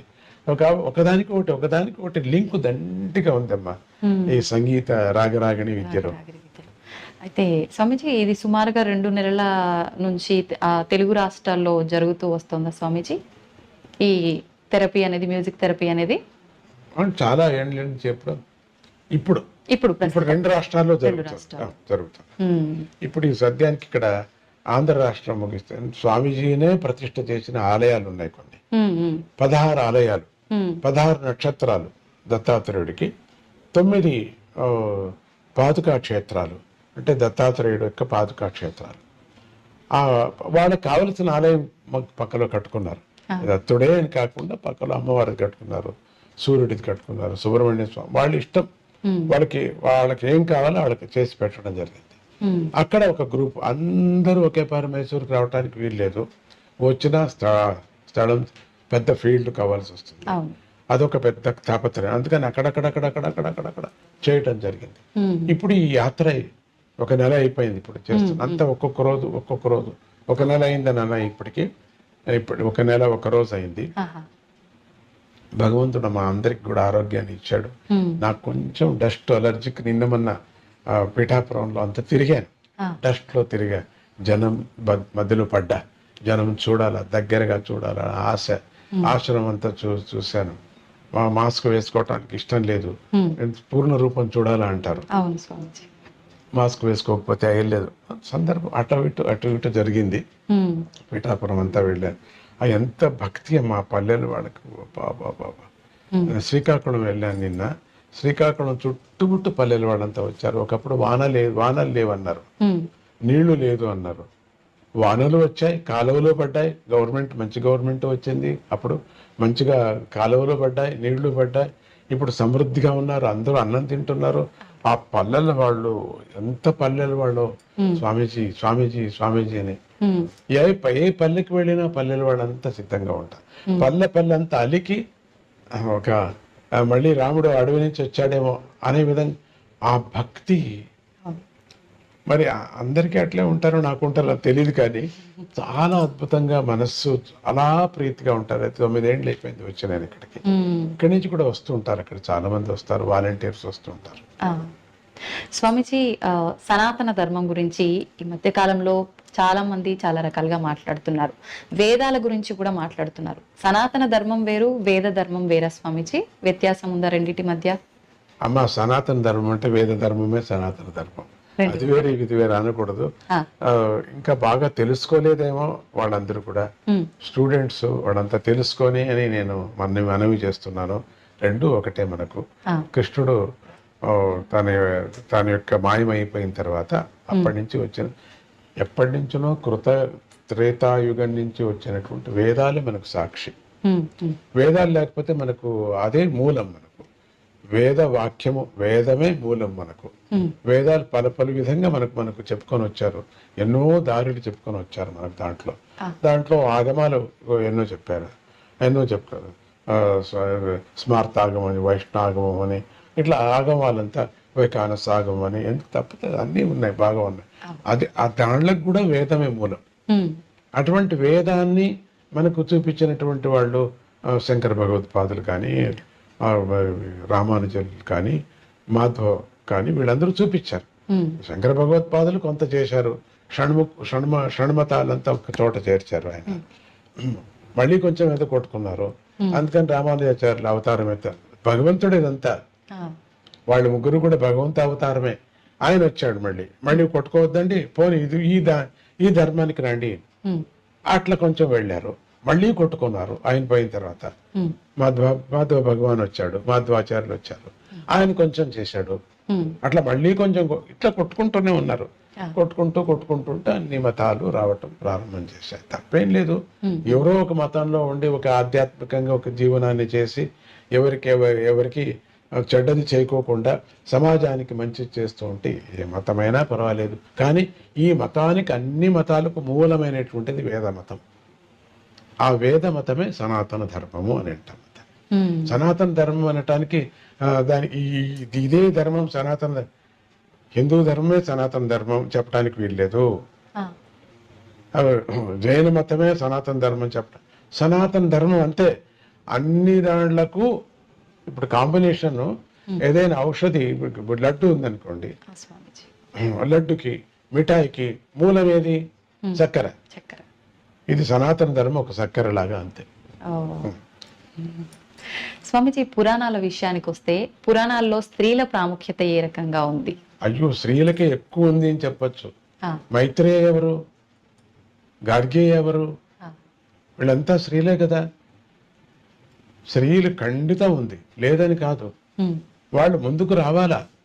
భయం, ముట్టకూడదు అనేది ఒక భయం వచ్చేసింది కాబట్టి దాని నుంచి దూరం అయిపోయి ఖండితం. అది వేద విచారం ఎందుకు కాకూడదు? చేసుకోవచ్చు, ధారాళంగా చేసుకోవచ్చు. స్వామిజీ, కర్మ అంటుంటారు, అంటే మనిషి యొక్క బుద్ధిని బట్టి కర్మ ఉంటుందా, లేదు అంటే కర్మను బట్టే మన బుద్ధి అనేది ఉంటుందంటారా స్వామిజీ? అది కర్మను బట్టే ఉంటుంది బుద్ధి. కర్మను అనుసరించుకోని వచ్చేటువంటిది బుద్ధి. బుద్ధిని అనుసరించుకోండి పోదు. కర్మను ఎప్పుడు అనుసరించిందో బుద్ధి, అది సపరేట్ అయిపోతుంది, మళ్ళీ దానికి స్వతంత్రం వచ్చేస్తుంది. అప్పుడు బుద్ధిని బట్టి అని చెప్పచ్చు. కానీ మూలం మాత్రం కర్మను బట్టే వచ్చేటువంటిది. వాళ్ళ కర్మను బట్టే వస్తుంది బుద్ధి. వచ్చినప్పుడు ఏమవుతుంది? కర్మను వదిలేస్తాం. ఇప్పుడు ర్యాకెట్ పైన వెళుతూ ఉంటుంది, మాతృ ర్యాకెట్ కి కింద తట్టుకొని ఉంటాయి, అవన్నీ వదిలేసుకోవాలి, పోతాయి, దాంతో పోవు. ఇప్పుడు తాటి చెట్టు ఎక్కేవాడికి చెయ్యి ఉండేవరకు ఎక్కిస్తాం. ఎవరైతే మూలం అయితే ఇప్పుడు దీనికి ఎక్కించేవాడు మూలమా? ఎక్కేవాడు మూలం అవుతాడు. కానీ ఎక్కేవాడికి ఎంతవరకు ఈడు మూలం ఉంటేనే ఎక్కేది, లేకపోతే ఎక్కలేరు. సో దీనికి సంబంధం ఉంది. స్వామీజీ, మీ విషయానికి వస్తే భగవద్గీత గురించి మీరు చాలా ఉపదేశాలు చేశారు, కానీ ఈ మధ్య కాలంలోనే మీరు ఒక పుస్తకాన్ని కూడా రాయడం జరిగిందని, అది కంప్లీట్ అయిందని చెప్పి విన్నాను. ఆ పుస్తకం గురించి? అది నేను 2 వాక్యాల్లో, 3 వాక్యాల్లో, 5 వాక్యాల్లో నేను చెప్పలేను.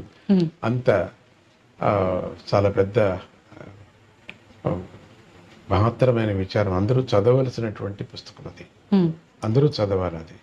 ఈ కరోనా సందర్భంలో అది రాయటం జరిగింది. అది ఒక విధంగా ఆ జనం దగ్గరికి రాకపోవటం, ఒకడే ఉండటం, పండితులతో, నేను ఒకడే రాయలేదు, పండితుల్ని దగ్గర పెట్టుకొని, కుప్పా కృష్ణమూర్తి గారు అని చెప్పేసి నాకు చాలా ఆప్త మిత్రుడు, ఆప్త పండితుడు, ఆయనతో చర్చించుకొని ఆయనతో చేయటం చాలా పెద్ద కార్యక్రమం అది. నాకు వాళ్ళ కృషి వాళ్ళకి చాలా పెద్దది అంటారు ఎప్పటికీ కూడా. వాళ్ళదే గొప్ప అని చెప్పుకుంటారు ఎప్పుడు, అంతే కదా. ఈ మధ్యలో అటువంటి పుస్తకం నేను చూడలేదు. అంత అద్భుతమైనటువంటి, ఒక్క పర్యం చదివితే చాలా. అది వేదాలు చదివినట్టు ఉంటుంది, ఉపనిషత్తులు చదివినట్టు ఉంటుంది. అది అందరికీ కావలసినటువంటి, రాజకీయ వ్యక్తులు కూడా కావలసినటువంటి పుస్తకం అది. అన్ని ఉదాహరణలు ఇంకెక్కడైనా ఏ సమస్య వచ్చినా ఆ పుస్తకం చదివితే చాలు, సమస్యలు పోతాయి.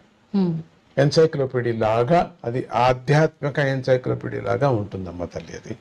అది ఆ పుస్తకం మీకు ఒకటి ఇప్పిస్తాను, అది మీకు ఆవశ్యకంగా దాన్ని చూడాలి మీరు. స్వామిజీ, ఈ మధ్య కాలంలో చూస్తుంటే ప్రస్తుత సమాజంలో బంధాలకి ఎక్కువగా విలువ లేదేమో, తగ్గిపోయిందేమో అన్నట్టుగా అనిపిస్తోంది. ఎందుకంటారు స్వామిజీ? అంటే ఒక టైం లేకపోవటం ఒకటి, చిన్న టైంలో కొన్ని సాధించాలా అనే ఒక ఆతృత జనానికి, అంటే ఐఏఎస్ రాయకనే ఐఏఎస్ అయిపోవాలా అనేది ఒక భావన, ఆన్లైన్లోనే అయిపోవాలా అనేది ఒక భావన. ఇది మనము వెయిటింగ్ అనేటువంటిది అనేది మనలో లేదు, తగ్గిపోయింది. అది తగ్గిపోవటంతో బంధాలు కూడా తగ్గిపోతున్నాయి. సమయం, ఆ సమయానికి మనం కరెక్ట్గా దానికి విలువ ఇవ్వటం లేదు. ఆ సమయానికి ఎప్పుడు అంటే జీవనానికి, మన జీవితానికి ఎప్పుడు విలువ లేదో, ఇవ్వమో, బంధాలు కూడా తగ్గిపోతున్నాయి. ఎప్పుడు జీవితానికి విలువ ఇస్తామో బంధాలు పెరుగుతాయి, బాగుంటుంది. రెండవది, బంధాలు పెరగకపోవటం కారణం ఏమిటంటే దూరంగా వెళ్ళిపోతున్నాం, చదవటం, దూరం వెళ్ళిపోవటం. ఇంకా మళ్ళీ వాళ్ళెక్కడో మనం ఎక్కడో, పిల్లలు రాలేరు, మనం వెళ్ళలేము, ఆ చలికి మనం వెళ్ళలేము, వాళ్ళు ఇక్కడికి రారు, ఉద్యోగాలు పోతాయి.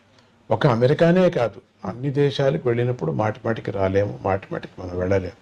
కాబట్టి దీంతో ఏమవుతుంది, అమ్మమ్మ, నాన్నమ్మ, బాపాయ్ ఇవన్నీ పోయాయి, తగ్గిపోతున్నాయి, బంధాలు తగ్గిపోతున్నాయి. ఎప్పటికెప్పుడు ఇప్పుడు ఎక్కడెక్కడ ఎవరు మాత్రమే ఉన్నామో వాళ్ళు మాత్రమే బంధాలేమో అని చెప్పుకోవచ్చు. వాళ్ళందరూ స్నేహితుల్లాగా తయారైపోతున్నారు. ఎప్పుడో రావటం, మనకు అంత ప్రేమ పుట్టదు. పిల్లలు చూసినప్పుడు కూడా ముసలాళ్ళకి అంతగా పుడతావు, ఎందుకంటే దగ్గర పెరగలేదు కదా, వాళ్ళు అమ్మమ్మ దగ్గరికి పెరగలేదు. ఈ వాతావరణం చూసి చాలా ఆనందపడి పోతున్నారు, కానీ అమ్మమ్మ మీద పడటంలే. ఫెసిలిటీస్ చాలా ఆనందంగా ఉంది, అక్కడ పోతే అక్కడ ఆనందంగా ఉంది, ఇక్కడ పోతే వస్తువుల మీద ఆశ ఎక్కువ పెరిగిపోయింది, కాబట్టి బంధాలు తగ్గిపోతున్నాయి. అంటే చిన్నప్పటి నుంచే పిల్లలకి మనం ధర్మాన్ని ఆచరించడం కనుక నేర్పిస్తే అంతా మన సంస్కృతి సాంప్రదాయాల్ని, మన సంపదని మనం కాపాడుకునే వాళ్ళం అవుతా ఉంటారు. అందుకే కదా భగవద్గీతని పట్టుకున్నాం. ఆచరించడం అంటే ఏంటి స్వామీజీ? ఎలా ఆచరించాలి? ధర్మాన్ని ఆచరించడం అంటే ఏంటి? ఆచరించడం అంటే ఇప్పుడు స్వామీజీ ఏమి నేర్పిస్తున్నారో భగవద్గీత, దాన్ని నేర్చుకుంటే ఆచరించడం లెక్క. చెప్పవలసిన పని లేదు. భగవద్గీత చదువుతున్నాం, దాని అర్థం తెలుసుకుంటే అది ఆచరించండి, ధర్మం ఆచరించే పని అయిపోతుంది. అదంతకదే బంధాలు పెరుగుతాయి. అమ్మ అంటే ఎవరు, నాన్న అంటే ఎవరు చెప్పవలసిన పనే లేదు. అందుకని ఇండైరెక్ట్ గా నేను దీన్ని పట్టుకున్నాను అంతే. నేను డైరెక్ట్ గా ఇట్లా చెప్పండి, ఇట్లా చేయాలంటే ఎవరికి ఇష్టం లేదు. పోనీ చెయ్యి అంటే దాంట్లో ఉంటుంది, అది పట్టుకుంది. అంటే మీరు అన్నట్టు ఏదైనా సూటిగా చెప్తే వినరు, వేరే విధంగా చెప్పాలి, అదే దాన్ని నేను పట్టుకున్నాను. స్వామీజీ, ఈ ప్రస్తుత కాలంలో యువతలో ఆధ్యాత్మిక చింతన అనేది చాలా తక్కువగా ఉంది. లేదు, తప్పది, ఎక్కువైంది ఇప్పుడు. అంతే అంటారా? చాలా ఎక్కువైపోయింది, ఇప్పటికి ఎక్కువ అయిపోయింది. మనకు తక్కువైంది అనే వాళ్ళు ఎక్కువ కనపడుతున్నారు కాబట్టి మనం అట్లా అంటున్నాం. కానీ ఇంకా డీప్ గా వెళితే మీరు డీప్ గా మీరు దాన్ని 5-6 మందిని పిల్లల్ని పెట్టి ఒక టీం లాగా తయారు చేసి మీరు రీసెర్చ్ చేస్తే యువతరానికి ఎక్కువ వచ్చేసింది ఇప్పుడు. స్వామీజీ, మన ఆలయం విషయానికి వస్తే, చింతామణి గణపతి ఆలయం విషయానికి వస్తే, మనకు ఎక్కడ కూడా ఇటువంటి ఆలయం అనేది ఉన్నట్టుగా మేమైతే వినలేదు స్వామీజీ.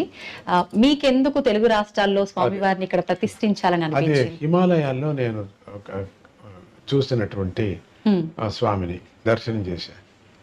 అది దగ్గర వెళ్ళి హిమాలయానికి వెళ్ళినప్పుడు నేను కింద ఉంటుంది అది, అక్కడికి వెళ్ళినప్పుడు జమ్మూ కాశ్మీర్ దగ్గర ఉంది.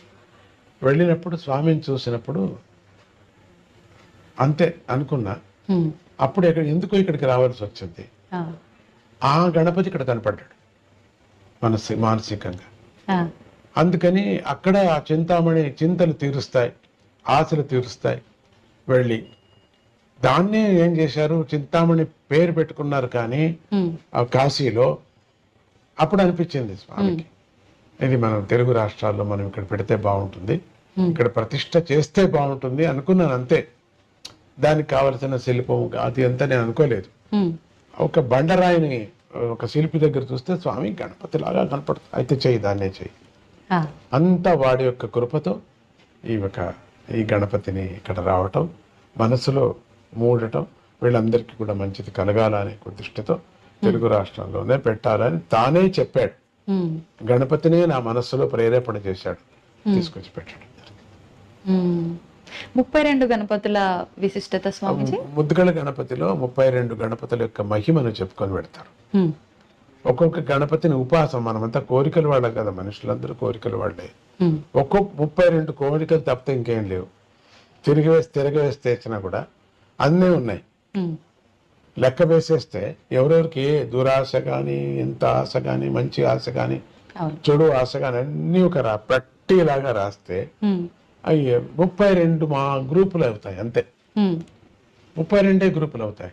ఆ 32 గ్రూపులకు కూడా ఆ ఆశ తీరేటట్టుగా ఆ స్వామిని ముద్గల పురాణంలో తానే ఆ 32 వేషాలతో వచ్చి కాశీరాజుని భ్రమించి, కాశీరాజు తన యొక్క రాజ్యంలో తాను ఉండిపోతాడు, శివుడి యొక్క రాజ్యంలో తాను ఉండిపోతాడు, వరం ఇస్తాడు ఉండు అని. కానీ శివుడికి మాత్రం అక్కడ ఉండాలనిపిస్తుంది. దివోదాస్ అని ఆయన పేరు. ఆ దివోదాసుకు ఉండాలనిపిస్తుంది. ఆ దివోదాసు ఉండిపోతాడు అక్కడ, కాశీ వదలడు. శివుడికి మాత్రం కాశీ రావాలి. ఎందుకు? కాశీ మోక్ష ప్రధానమైనటువంటి అన్ని ప్రళయం వచ్చినా కూడా త్రిశూలంలో పట్టుకుంటాడు. అటువంటి క్షేత్రాన్ని బోళాశంకరుడు కదా ఆత్మలింగాన్ని రావణుకి ఇచ్చేశాడు, తన రాజ్యాన్ని కూడా ఇచ్చాడు, తన ప్లేస్ అది ఇచ్చేశాడు. అప్పుడు మళ్ళీ అనిపించింది రావాలని. ఆ దివోదాసుని దూరం చేయటానికి ఈ గణపతి నేను చేస్తాను నాన్న అని చెప్పి 32 వేషాలతో అక్కడున్న తమో గుణంతో ఉండినటువంటి జనం, వాళ్ళందరూ సత్వగుణం అయితే వదిలేసేవాడు, తమో గుణంతో అహంకారం వచ్చేసింది వాళ్ళకు. వాళ్ళందరినీ తొలగించటానికి, వాళ్ళకు ఉండినటువంటి ఆశలు తీరుస్తానని యంత్ర మంత్ర ధూపాలతో, ఈ అవతారాలతో వాళ్ళందరికీ చంచలం పట్టించి వాళ్ళకి నిజమైనటువంటి మార్గాన్ని తప్పించేసి దివోదాసు కొనాకు వెళ్ళిపోతాను, నాకు వద్దు ఇదేని. అప్పుడు శివుడు వస్తాడు అక్కడికి. ఇది కథ అది. అందుకని 32 గణపతుల అవతారము వినాయకుడు చేసినటువంటి అవతారం. స్వామిజీ, మానవుల విషయానికి వస్తే కోరికలు సహజమే మీరు అన్నట్టుగా, కానీ పుట్టుక చావు అనేది కూడా అది సహజము, ఎవరికైనా తప్పదు అన్న విషయం తెలుసు, అది వాస్తవం. కానీ చావు అనగానే భయపడిపోతూ ఉంటారు. దీని గురించి ఏం చెప్తారు స్వామిజీ? ఎందుకంటే ఈ బంధం ఎక్కువ, దీని మీద ఆశ కదా, అందుకని ఈ ఆశను వదిలేసిపోతామే అని ఒక భయం. అందుకని ఈ సోఫా వదిలేసిపోతున్నాం, ఈ టీవీ వదిలేసిపోతున్నాం, ఈ గడియారం వదిలేసిపోతున్నాం, ఈ ఫోన్ వదిలేసిపోతున్నాం అని ఒక బెంగ, ఇవన్నీ వదిలేసిపోతాం. అందుకని భయం, చావు అంటే భయం. రెండోది చచ్చేవాడిని అడిగితే బాగుంటుంది, కానీ వాడు వచ్చి చెప్పడు కదా వచ్చిందా. ఈ యముడు కనపడతారు, వాడుకు దూతలు కనపడతారు, అందుకని భయం. చనిపోవడానికి ముందా స్వామిజీ ఆ క్షణంలో కనపడతారు కాబట్టి భయం. ప్రాణ ప్రయాణ భవభీతి సమాకులస్య దీనస్య కృపయా తవ ఆగతస్య. అది అప్పుడు ప్రయాణం అయ్యేటప్పుడు, ప్రాణ ప్రయాణం అయ్యేటప్పుడు భీతి ఎక్కువ ఉంటుంది. అందుకని మామూలుగా కొంతమందికి ప్రాణము 9 ద్వారాలు ఎక్కడ పోతుందో తెలియదు, పటక్కన పోతుంది. జ్ఞానులకు మాత్రం ఇక్కడ పోతుంది, పోకపోయినా పగలు కొడతారు, కపాలంలో పోవాలా అని చెప్పేసి పగలు కొడతారు. కాబట్టి అప్పుడు అందరికీ కూడా ఈ ప్రపంచం మీద ఎక్కువ ఆశ ఉంది కాబట్టి దీన్ని వదలకోకుండా, బంధువుల మీద ఆశ ఉండదు, థింగ్స్ మీద, డబ్బు మీద ఫస్ట్. బంధువుల మీద 1% ఆర్ 2% అంతే. మిగతాదంతా 99 భాగాలంతా థింగ్స్ మీద, తిండి మీద, ఇవన్నీ వదిలేస్తున్నామని భయం. అవును స్వామిజీ, భక్తి అంటుంటారు. నిజంగా భగవంతుడి విషయంలో చూపించే భక్తి ఏ రకంగా ఉండాలి స్వామిజీ? భక్తి అంటే సమర్పణ భావం. రెండవ థాట్స్ లేనటువంటిది, నమ్మకం.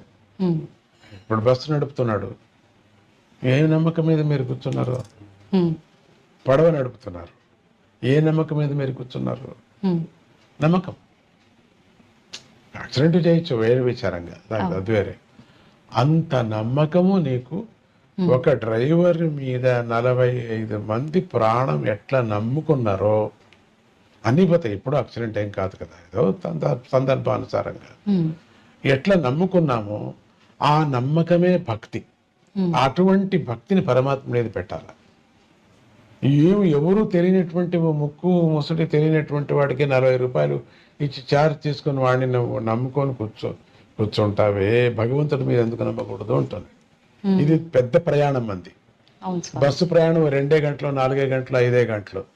ఈ మన ప్రయాణం, మనిషి ప్రయాణం జీవమాన పర్యంతరము.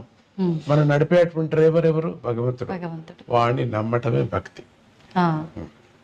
స్వామీజీ, మనం ఒక మానవ జన్మ తీసుకున్నాము అని అంటే అసలు ఈ బంధాలు, బంధుత్వాలు, కోరికలు వీటిలోనే కొట్టుమిట్టాడుతున్నాం. నిజంగా ఇవన్నీ లేకుండా మోక్షం పొందడం, భగవంతుల్లో ఐక్యం అవడం కోసమే మానవ జన్మ తీసుకున్నాం అంటారు. ఏంటి స్వామీజీ అది నిజమైన? అదేం లేదు, ఇది అనుభవించారు. ఎందుకంటే ముందుగానే ప్రశ్న అడిగారు, బుద్ధికా కర్మ, కర్మకా బుద్ధి. ఆ కర్మ ఉంది కదా, పోదు కదా. అందుకని దీన్ని అనుభవించటానికే మనం పుట్టాం. కర్మ బంధనం అనుభవించటానికి పుట్టాం. ఈ కోరిక, అందుకని ఈ కోరికలు వస్తాయి, ఒకదానికోటి పేర్కొని పోతున్నాయి కానీ వదిలించుకోవటం లేదు. అందుకని అన్ని కోరికలు వదిలేసి నువ్వు పరమాత్మను స్మరణ చేయని పెద్దలు చెప్పడం కారణం అదే. ప్రతినిత్యం ఒక కోరిక, ప్రతినిత్యం ఒక కోరిక, కొత్త కొత్త కోరిక. పాతవి మర్చిపోతున్నాం, కొత్తది కోరుతున్నాం. కానీ భగవంతుడు అట్లా కాదు, పాతది కూడా నెరవేరుస్తాడు. పాతది నెరవేర్చే పాతది నెరవేర్చాలని మళ్ళీ జన్మని ఎత్తాలి కదా. భగవంతుడు మాట అబద్ధం కాకూడదు కదా. నువ్వు అడిగావు కదా 3 రోజుల కిందట, కానీ చాలా కోర్టులో హీరింగ్ ఉంది, చాలా రోజులు అవుతాయి పట్టింది, ఇప్పుడు తీర్మానం అయింది, ఇప్పుడు నువ్వు అనుభవించు, నువ్వు లేవే, ఎత్తు జన్మ, నెక్స్ట్ అనుభవించు. అందుకని కోరికలే కోరకూడదు అనటం కారణం ఇదే. ఎత్తటం, జన్మ ఎత్తటం. ఎలా సాధ్యపడుతుంది స్వామీజీ కోరికలు లేని స్థితి రావటం అనేది? అందుకనే కదా, స్థితి పడదు కాబట్టి మళ్ళీ జన్మలు ఎత్తుతూ ఉన్నాం. ఆ స్థితి రాదు. స్థితి రావాలంటే బలంగా మనం సద్గురువు నమ్ముకోవాలా, చెప్పినట్టు వినాలా. 10 కోరికలు ఒక కోరికైనా తీరని 9 కొట్టేస్తూ రావాలంతే. ఆ స్థితి రావటం అంటే మోక్షం పొందడమేనా స్వామీజీ? లేదు, మోక్షం ఆనందాన్ని పొందడం. మోక్షం అంటే ఆనందం కదా, ఆనందాన్ని పొందడం. మీరు అది కావాలి ఇది కావాలంటే అయ్యలేదు. కోరికలు తీరాలా, హ్యాపీగానే ఉండాలా, అక్కడ కూడా హ్యాపీగా ఉండాలంటే వీలు లేదు. మనం చేసింది అక్కడ ఉంటుంది. అంటే మనం ఒక మనిషిగా ఉండి ఈ కోరికలు తీర్చుకుంటూ మళ్ళీ జన్మ రాకుండా ఉండాలి అని అంటే ఒక వ్యక్తి చేయాల్సిన కార్యం ఏంటి? అదే గురువుని ఆశ్రయించాలా, గురువు చెప్పినట్టు వేదాంత వాక్యాన్ని వినాలా, ప్రాక్టీస్ చేయాలి. గృహస్థుడుగా ఏం చేయాలో ఆ ధర్మాన్ని చేయాలి. అంత మాత్రమే పాపం అది, అంత మాత్రం, దాంట్లో కూడా పాపం ఉంది, అంత మాత్రమే పాప పుణ్యాలు. అంత మాత్రంతోనే తృప్తిగా ఉండాలా. అది జీవనంతో శాంతిగా సమదృష్టితో ఉండాలా. ఊహపోహలు ఉండకూడదు. ఊహపోహలు ఒకరోజు నిజమైపోతాయి. అందుకని ఊహపోహలు కూడా ఉంటే బాగుండు, ఒకరోజు అయిపోతావు. ఊహలు కూడా లేదు. పరమాత్మనే భజిస్తూ ఉండాలి, అదే ఊహ.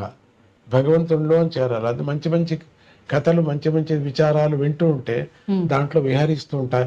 రేపు పొద్దున్న నీకు అదే కళ కనపడుతూ ఉంటుంది. మీరు పరీక్ష చేసి చూడండి మరి కావాలంటే. అదే ఊహలో ఉంటే ఇదే కనపడుతుంది మనకు. మళ్ళీ అదే కావాలి, మనకు అదే కావాలి, ఇట్లే ఉండాలి, అట్లే ఉండాలి అనిపిస్తుంది. ఈ ప్రపంచంలోనే ఉంటూ మోక్షం కావాలంటే ఎట్లా అవుతుంది? ఇంపాసిబుల్. అంటే ఖచ్చితంగా మనం జన్మ తీసుకుంటూనే ఉంటాం కానీ అదైతే సాధ్యపడదు. కోరికలు కోరుతున్నాం కాబట్టి. అవును, కోరికలు లేకుండా ఉండాలి మనం, అప్పుడు జన్మ తగ్గుతుంది. ఒకే రోజు తగ్గదు, ఒకటోటిగా పోతూ తగ్గిపోతుంది. స్వామీజీ, మనం చేసే కర్మను బట్టే మనకు జీవితం ఉంటుంది కదా మీరు అన్నట్టుగానే. ఇప్పుడు కానీ కొంతమంది చెప్తూ ఉంటారు స్వర్గం నరకం ఉంటుంది, మనం ఖచ్చితంగా దానికి సంబంధించి ఆ మూల్యాన్ని చెల్లించుకోవాల్సి ఉంటుంది అని చెప్పి. నిజంగా అవన్నీ నమ్మొచ్చు అంటారా? ఖండిత. ఇప్పుడు ఎందుకు నమ్ముతారైతే? కోర్టు కచేరీ ఉంది కదా ఇప్పుడు, ఎందుకు నమ్మాలి మనం? ఎవరు చేశారు ఇది? మనవాళ్ళు చేశారు కదా. ఎవరు మీరు? మనుషులే కదా. ఎవరు సంవిధానం చేసుకున్నారు? మనుషులే కదా.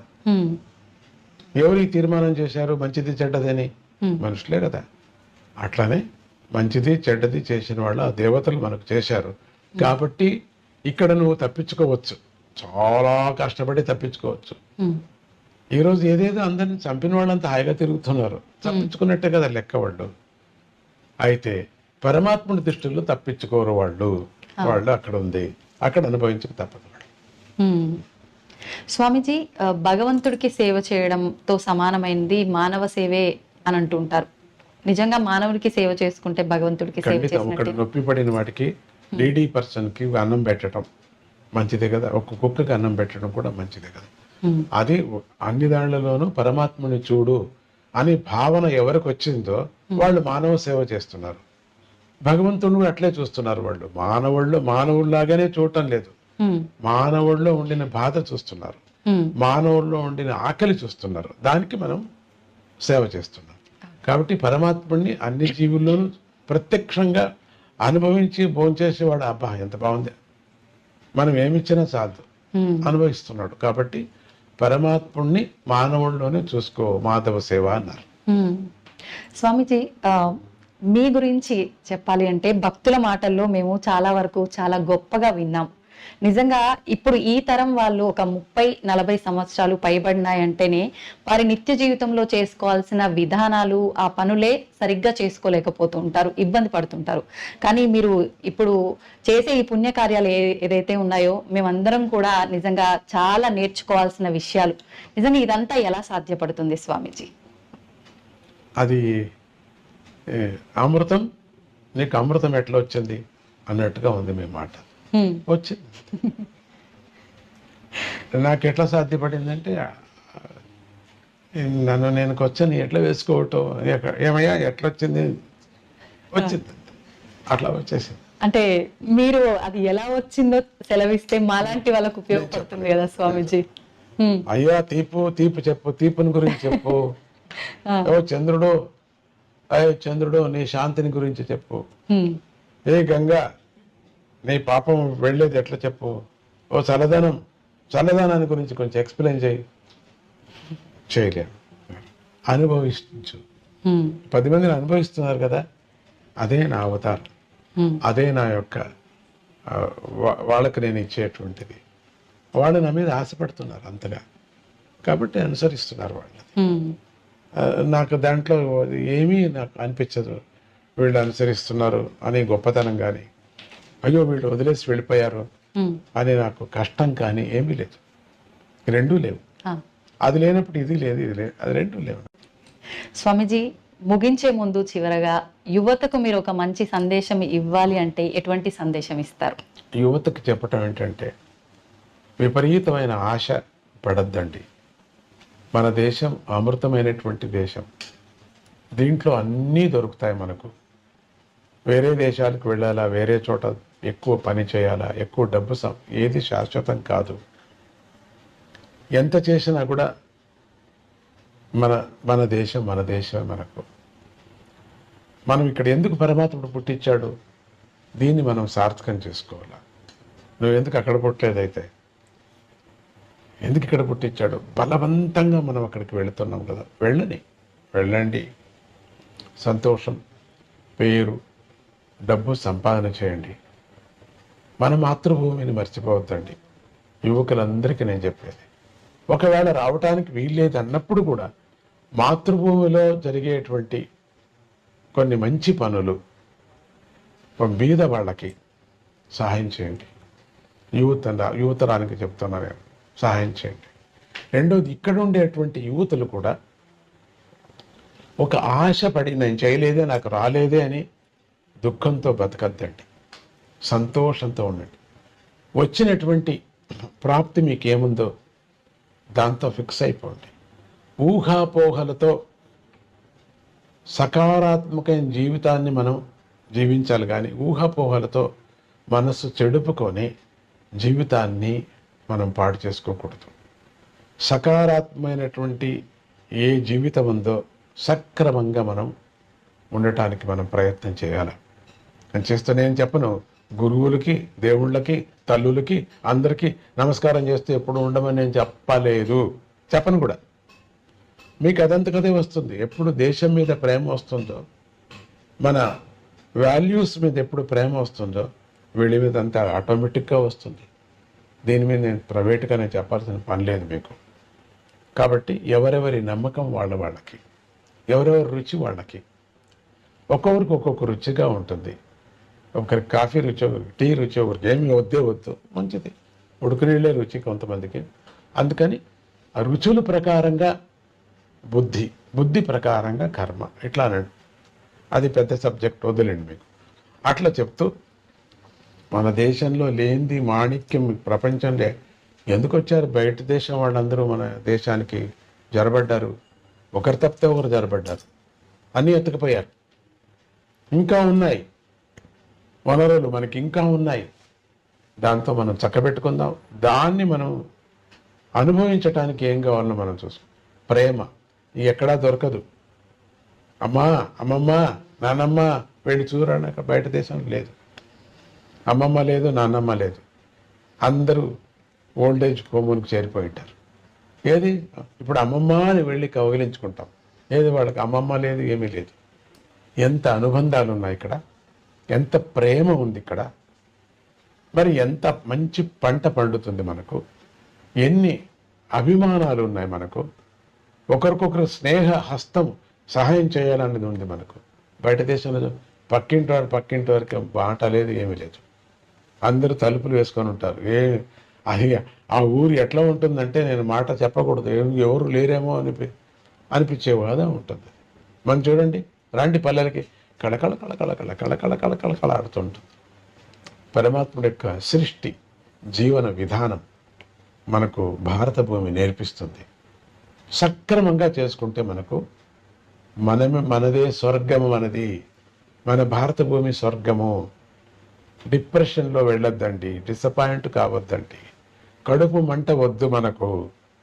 వాడు తెచ్చుకున్నామంతే అనుకుంటూ తృప్తి జీవితాన్ని గడుపుతూ మీకు, మీ ఇంటికి, మీ చుట్టుముట్టు వాళ్ళకు, మీ యొక్క మిమ్మల్ని ఏలుతున్నటువంటి ప్రజాప్రతినిధులకు, ప్రజలకు అందరికీ మీరు సహాయం చేయండి. జై గురుదత్త, శ్రీ గురుదత్త. చాలా సంతోషం స్వామీజీ. మిమ్మల్ని చూస్తేనే చాలా అనుకున్నాను, కానీ మీ ముందు కూర్చొని ఇంతసేపు మీతో మాట్లాడడం అనేది నిజంగా నేను ఏ జన్మలోనో చేసుకున్న అదృష్టం.